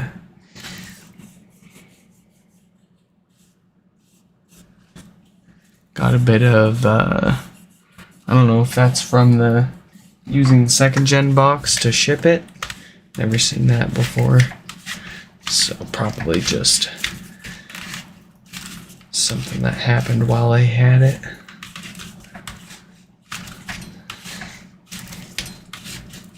Always good to take at least a mental and visual note here of conditions of HomePods as soon as we open them.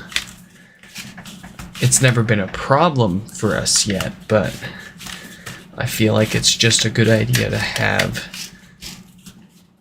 full accountability of how things are when they show up, so that way people don't get something back and they're like, hey, so there's this like messed up spot on my mesh here, or like my plastic top is cracked and it wasn't like that when I sent it to you.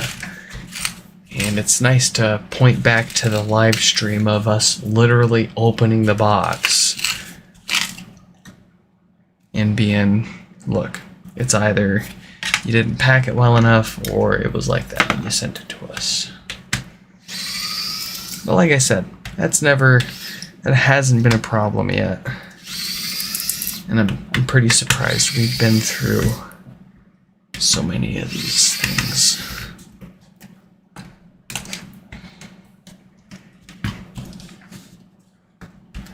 Get that goo out of here.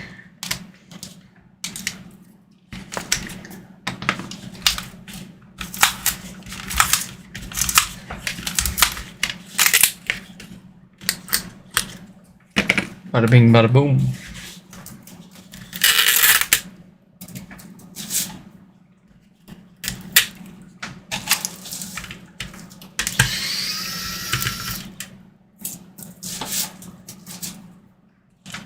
I got some sticks stuck to me.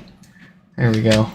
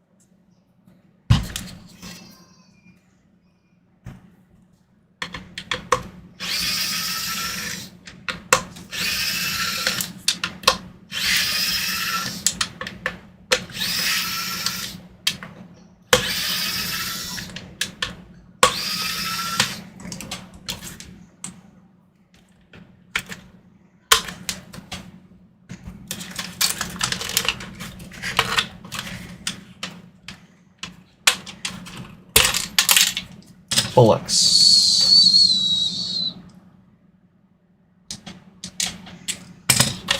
You gonna give me my other screw? There it is.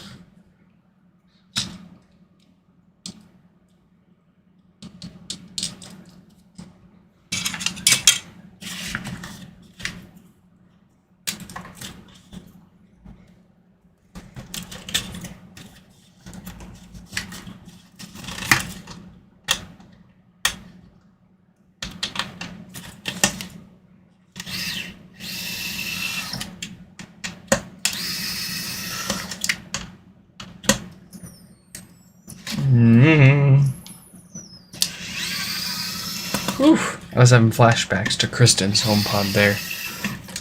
Just a couple minutes ago. Oh boy, do I hope I never have to deal with that again.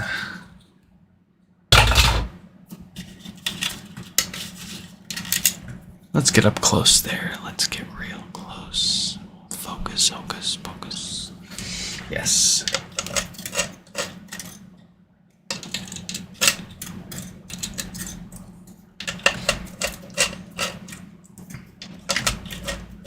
Let's get this amplifier out of this HomePod so we can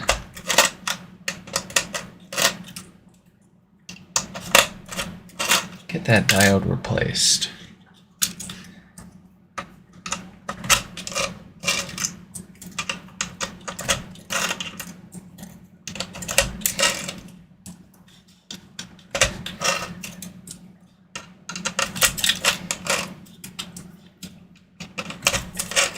There we go.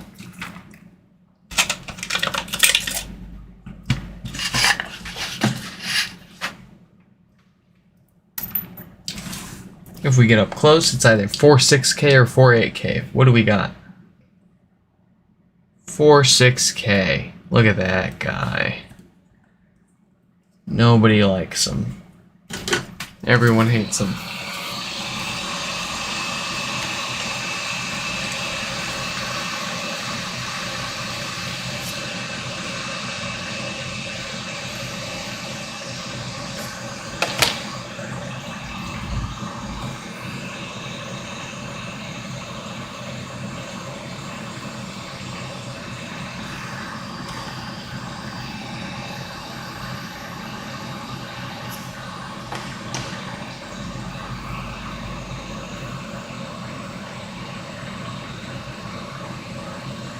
Give it blend jet. Welcome, welcome. Wait, what kind of blend jet? Oh wait, blend jet from like, no shit. Ryan, welcome. Okay. If I may, low key, I think it's really cool that I get the opportunity, even if it's just standard and no different than any other customer as far as interaction and what have you. But like, I think it's still really cool that I get people that work for like BlendJet and freaking Amoeba software. Like Amoeba software develops Airfoil, which is the Windows and Mac software that allows you to AirPlay to AirPlay speakers. And I just think it's really cool. It's one of the reasons why I still do this, is just the opportunity, even if it's a casual standard repair customer interaction with someone. It's still kind of cool to me to cross paths with people in the industries that I've personally used products from.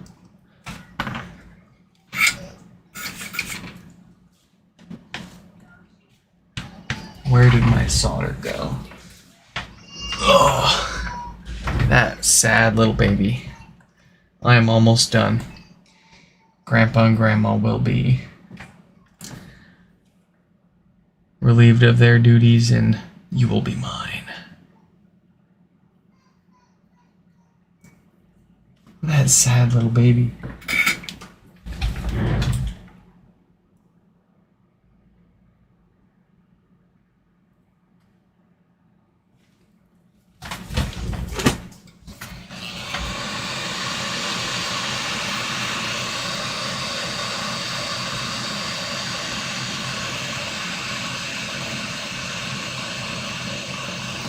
Oh man, okay, so let's see. We've had BlendJet, Amoeba Software, Porsche, Apple. I'd have to go through my emails and look at all the other ones that have gotten repairs through us.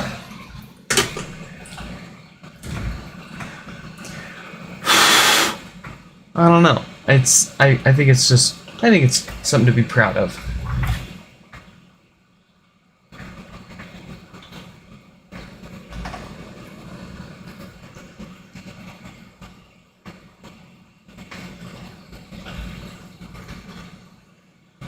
And like another thing that's really cool is like I'll go on eBay sometimes and buy parts either for HomePods or something else, and when I get the thing that I ordered, I'll get like a little note in the package that's like, hey, thanks for your purchase. Oh, by the way, I watch your videos on YouTube, and like I've only got 1,500 subscribers. It completely blows my mind.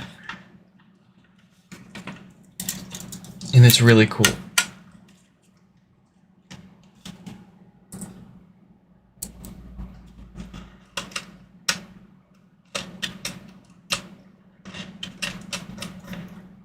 Okay, we're just gonna pop a few screws in this just to see if it's good to go and ready to put back together, or if it wants a little more attention.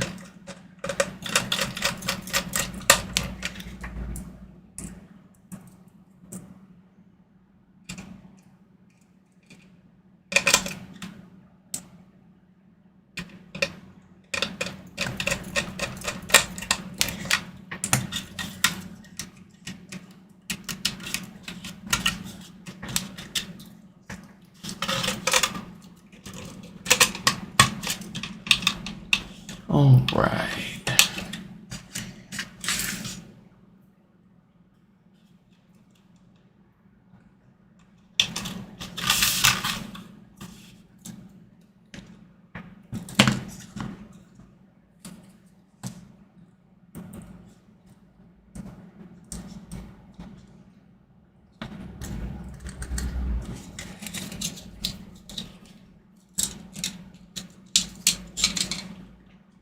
The moment of truth. Did we fix or did we foobar?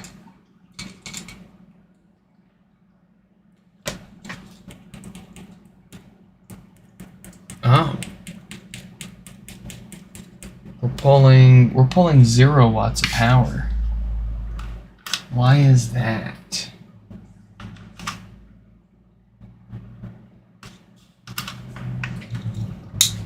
Interesting. Oh, you know what? Was Ryan the one that had the power out of the wall in our building was very weak? Yes. Okay. So that diode needed to get replaced one way or another. But Ryan in particular, I do remember, they emailed us with a no power repair, but they did mention the power out of the wall in our building was very weak after a power outage.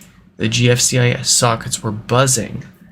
So I'm guessing the fuse in our power supply has blown, which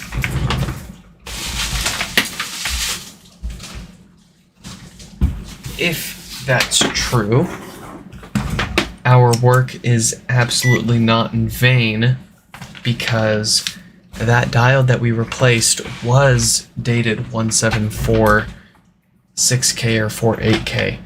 I should have checked it, but again, with the date code that diode had, it needed to get replaced whether it was good or bad because it was going to fail and eventually cause no power.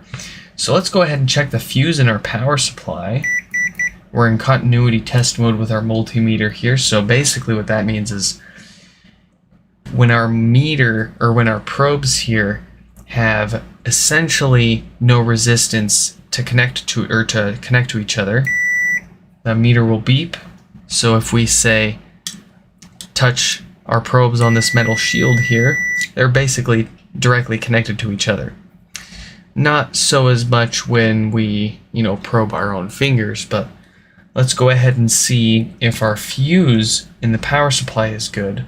This is the second most common thing to go and cause no power issues in HomePods. And if the fuse is good, it should beep at us because the fuse is essentially just a little wire, and it should melt or basically blow apart whenever it sees too much power. And if it's still good, then it should of course still have some sort of continuity here. And actually, that says it's good.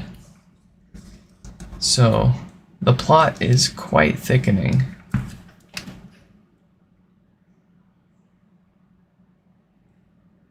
We're gonna go ahead and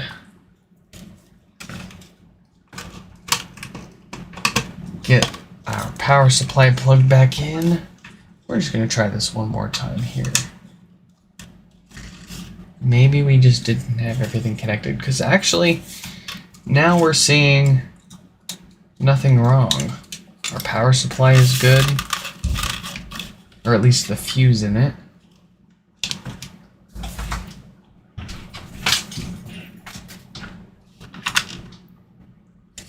Oh, there we go. I must have just not had something connected all the way. We have power. All that rigmarole for nothing. Well, at least you got to see how we test our power supply fuses, but it looks like we are fixed up. Excellent. Let's get this put back together, make it look like a HomePod again.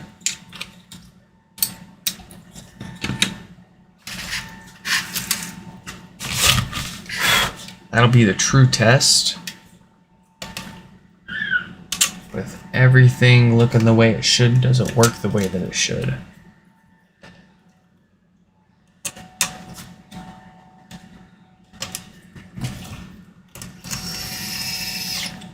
Let's get you up close, yeah? There we go. Nope. Nope. Yeah.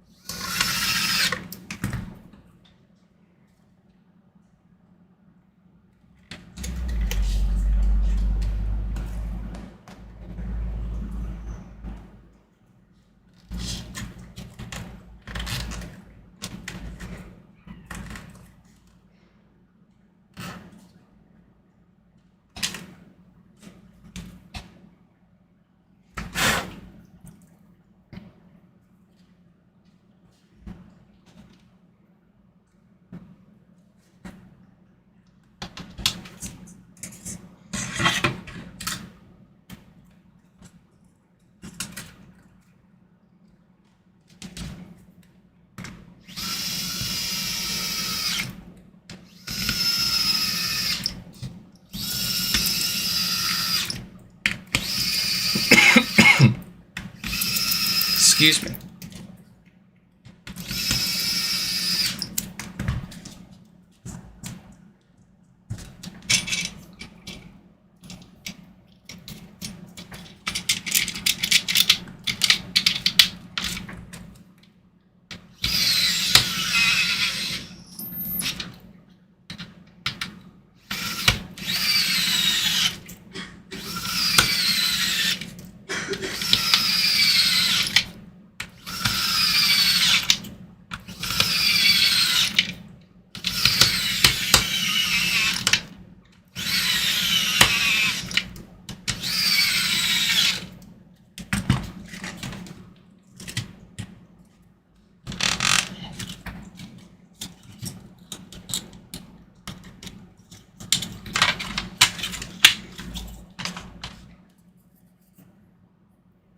Oh, yeah.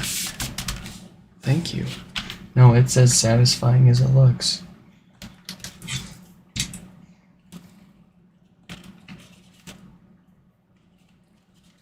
I mean, all it took was me fixing my own HomePod for myself to end up where we are here today.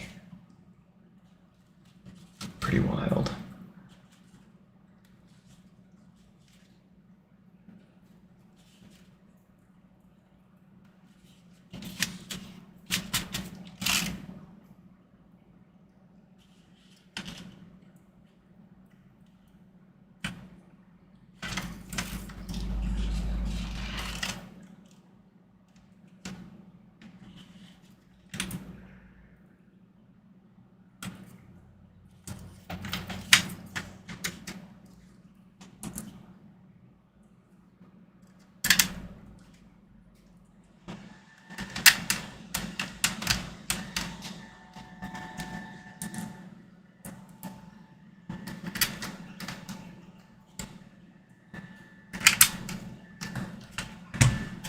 Alright. It's almost looking like a HomePod again.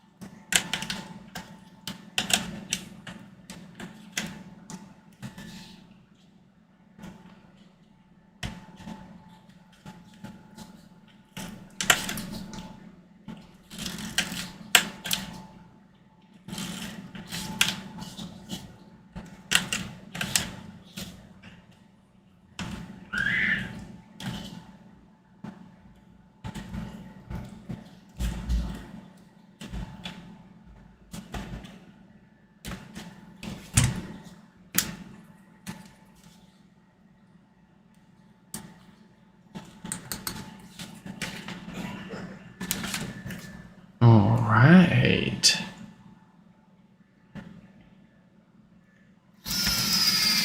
Huh. Oh, I would love to...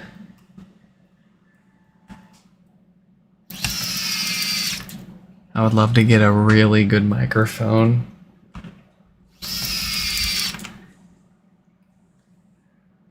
Because right now I'm just using a Yeti Pro. Which, don't get me wrong, it's a pretty good microphone. But I want like it. I'm looking for something next level compared to the Yeti Pro without necessarily breaking the bank.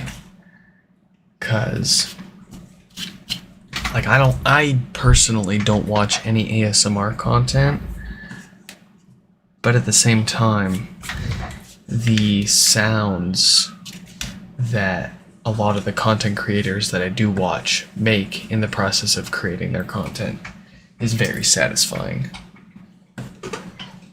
And quality microphones definitely pick up on the more nuanced sounds.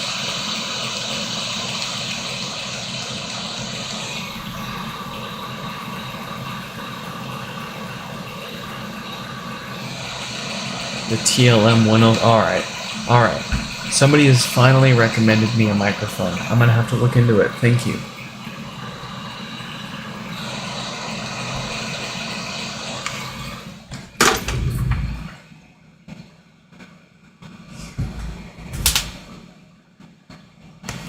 I've been asking for roundabouts a year now, and every time I've brought it up, everybody's basically said the Yeti Pro is fine, which is probably true for most of it. But like I'm looking for some extra crispy detail. I'm also gonna need to soundproof our studio here and really make the setup nice and tight to get that sound that we're looking for.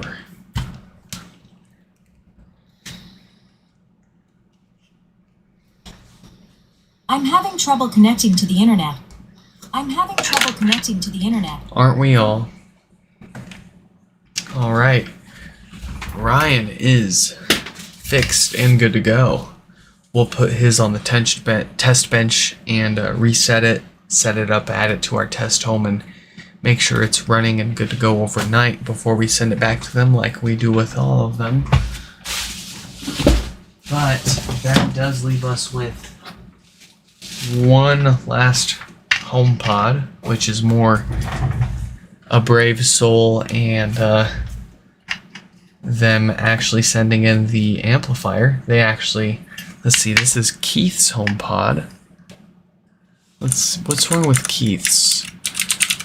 Keith's, I believe, was a no power. Yes, and Keith was quite helpful with some additional tips. So Keith reached out to us asking to get their HomePod fixed for the quite standard and common no power issue, and they were brave enough to actually tear their own HomePod down and get the amplifier board and diagnose the actual problem, confirming the presence of the same shorted diode that you saw us replace a handful of times on this stream today, and hundreds and thousands of times overall now. Go ahead and show you guys, since we haven't done it yet. But again, we're in continuity test mode on our multimeter. If we see no resistance between our two leads, the meter's going to beep at us. With our Schottky diode here in particular, we do not want to see continuity straight through the diode if it's still working. If this diode is bad, then the meter's going to beep at us, indicating that there's continuity through the diode, indicating that diode is shorted. You do want to look up, you don't want to just go and start poking around components and, oh, well, this thing right here is beeping at me, so that must mean it's shorted. No, that's not always the case. You do need to know and be familiar with what component you're testing and whether it's expected, whether it should be have continuity through it or not. So in this case, and even installed on the board here with the HomePod amplifier, this diode should not show continuity through its pins unless it's dead. And what we see here is continuity through that diode. So it is definitely dead. Not just that, but we wouldn't even need to pull the multimeter out to tell. We could just look at that date code there, 1748K. That in and of itself is enough of a reason to replace that diode, because way too many of those have been failing, and 0 of the other date codes have been failing. Thousands of examples out there. We've said it a lot here on the channel. And we'll keep saying it until Apple does something about it and they stop making their customers pay for out-of-warranty replacements or third-party repair. Please, trust me, I would love to be put out of business because Apple took accountability for their actions.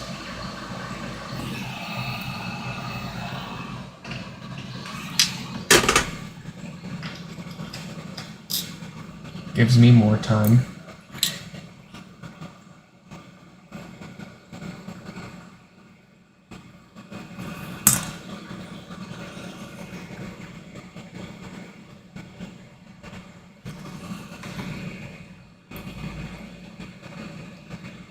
Like, and if I didn't have to charge money to do repairs, I wouldn't.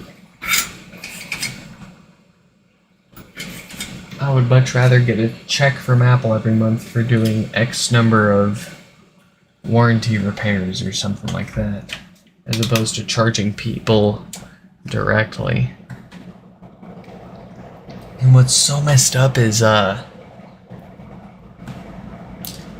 whether it's an in-warranty or out-of-warranty replacement, if you manage to get Apple to send you a replacement, whether you pay for it or not, if it's a first gen, chances are it's going to have the exact same diode in it, and it's going to have the exact same problem.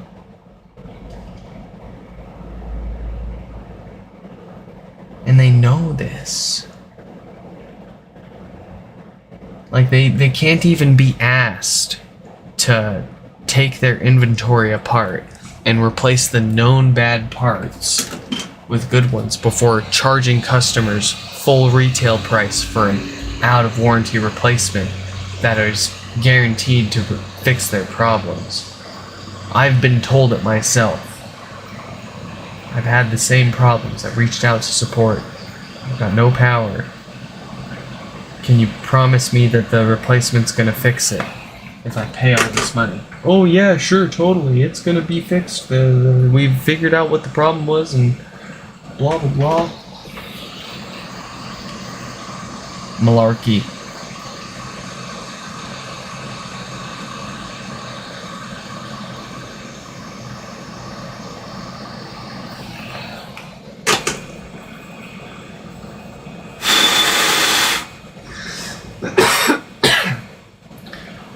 Absolute malarkey.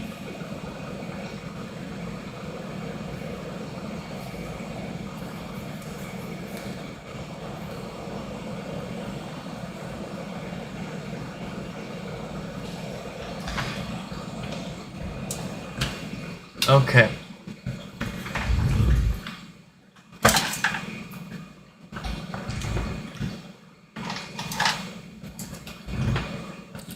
Let's see if this fellow's good to go, and that'll be it for tonight. We'll have everything fixed up.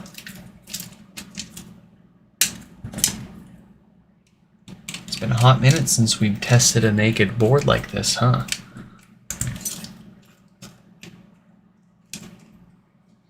Alright, let me grab my demo board, if I can find it.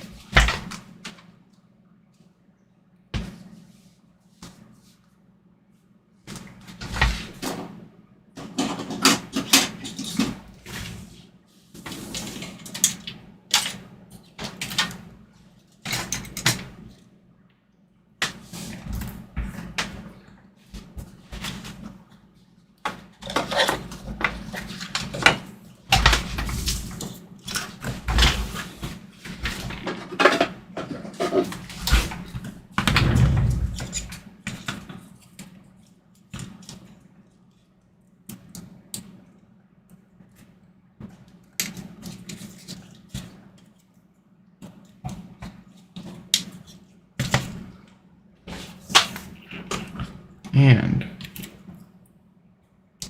power.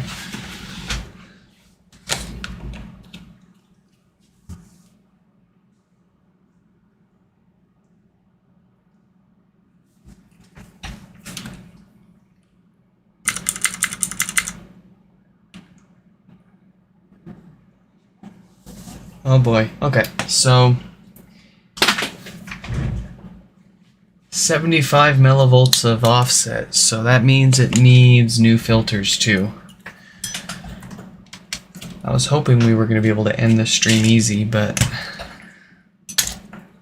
I should have expected this.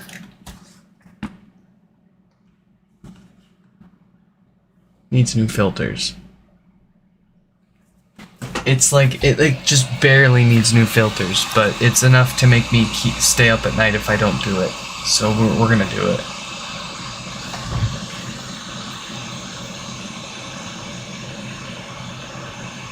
We're only 3.5 hours into this stream. What's another few minutes?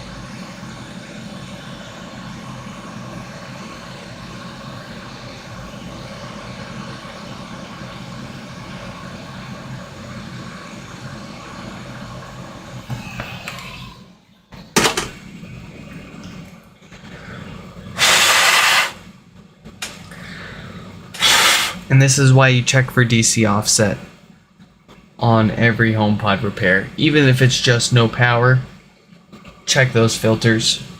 You don't want to fix all that, do all that work for no power, put the thing back together, send it back to the person, just to get an email or a call back from them. Hey, so it's turning on now, but it's farting all the time.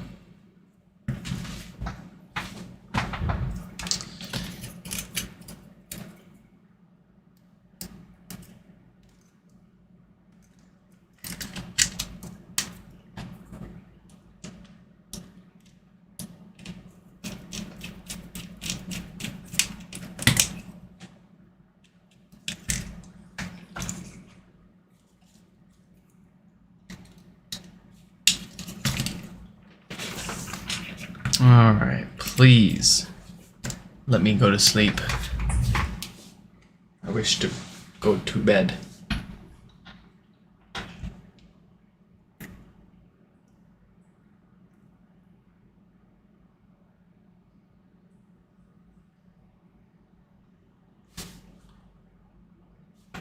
Yes. Yes.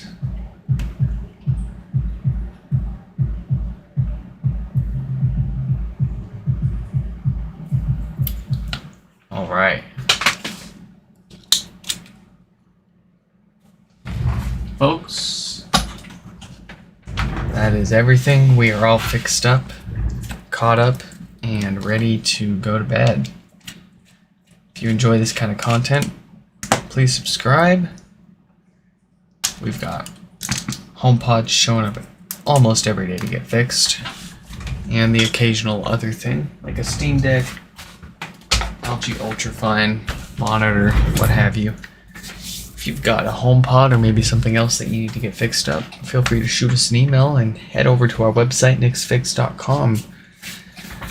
In any case, I hope you all enjoyed this live stream repair, and I'll catch you in the next one. Goodbye.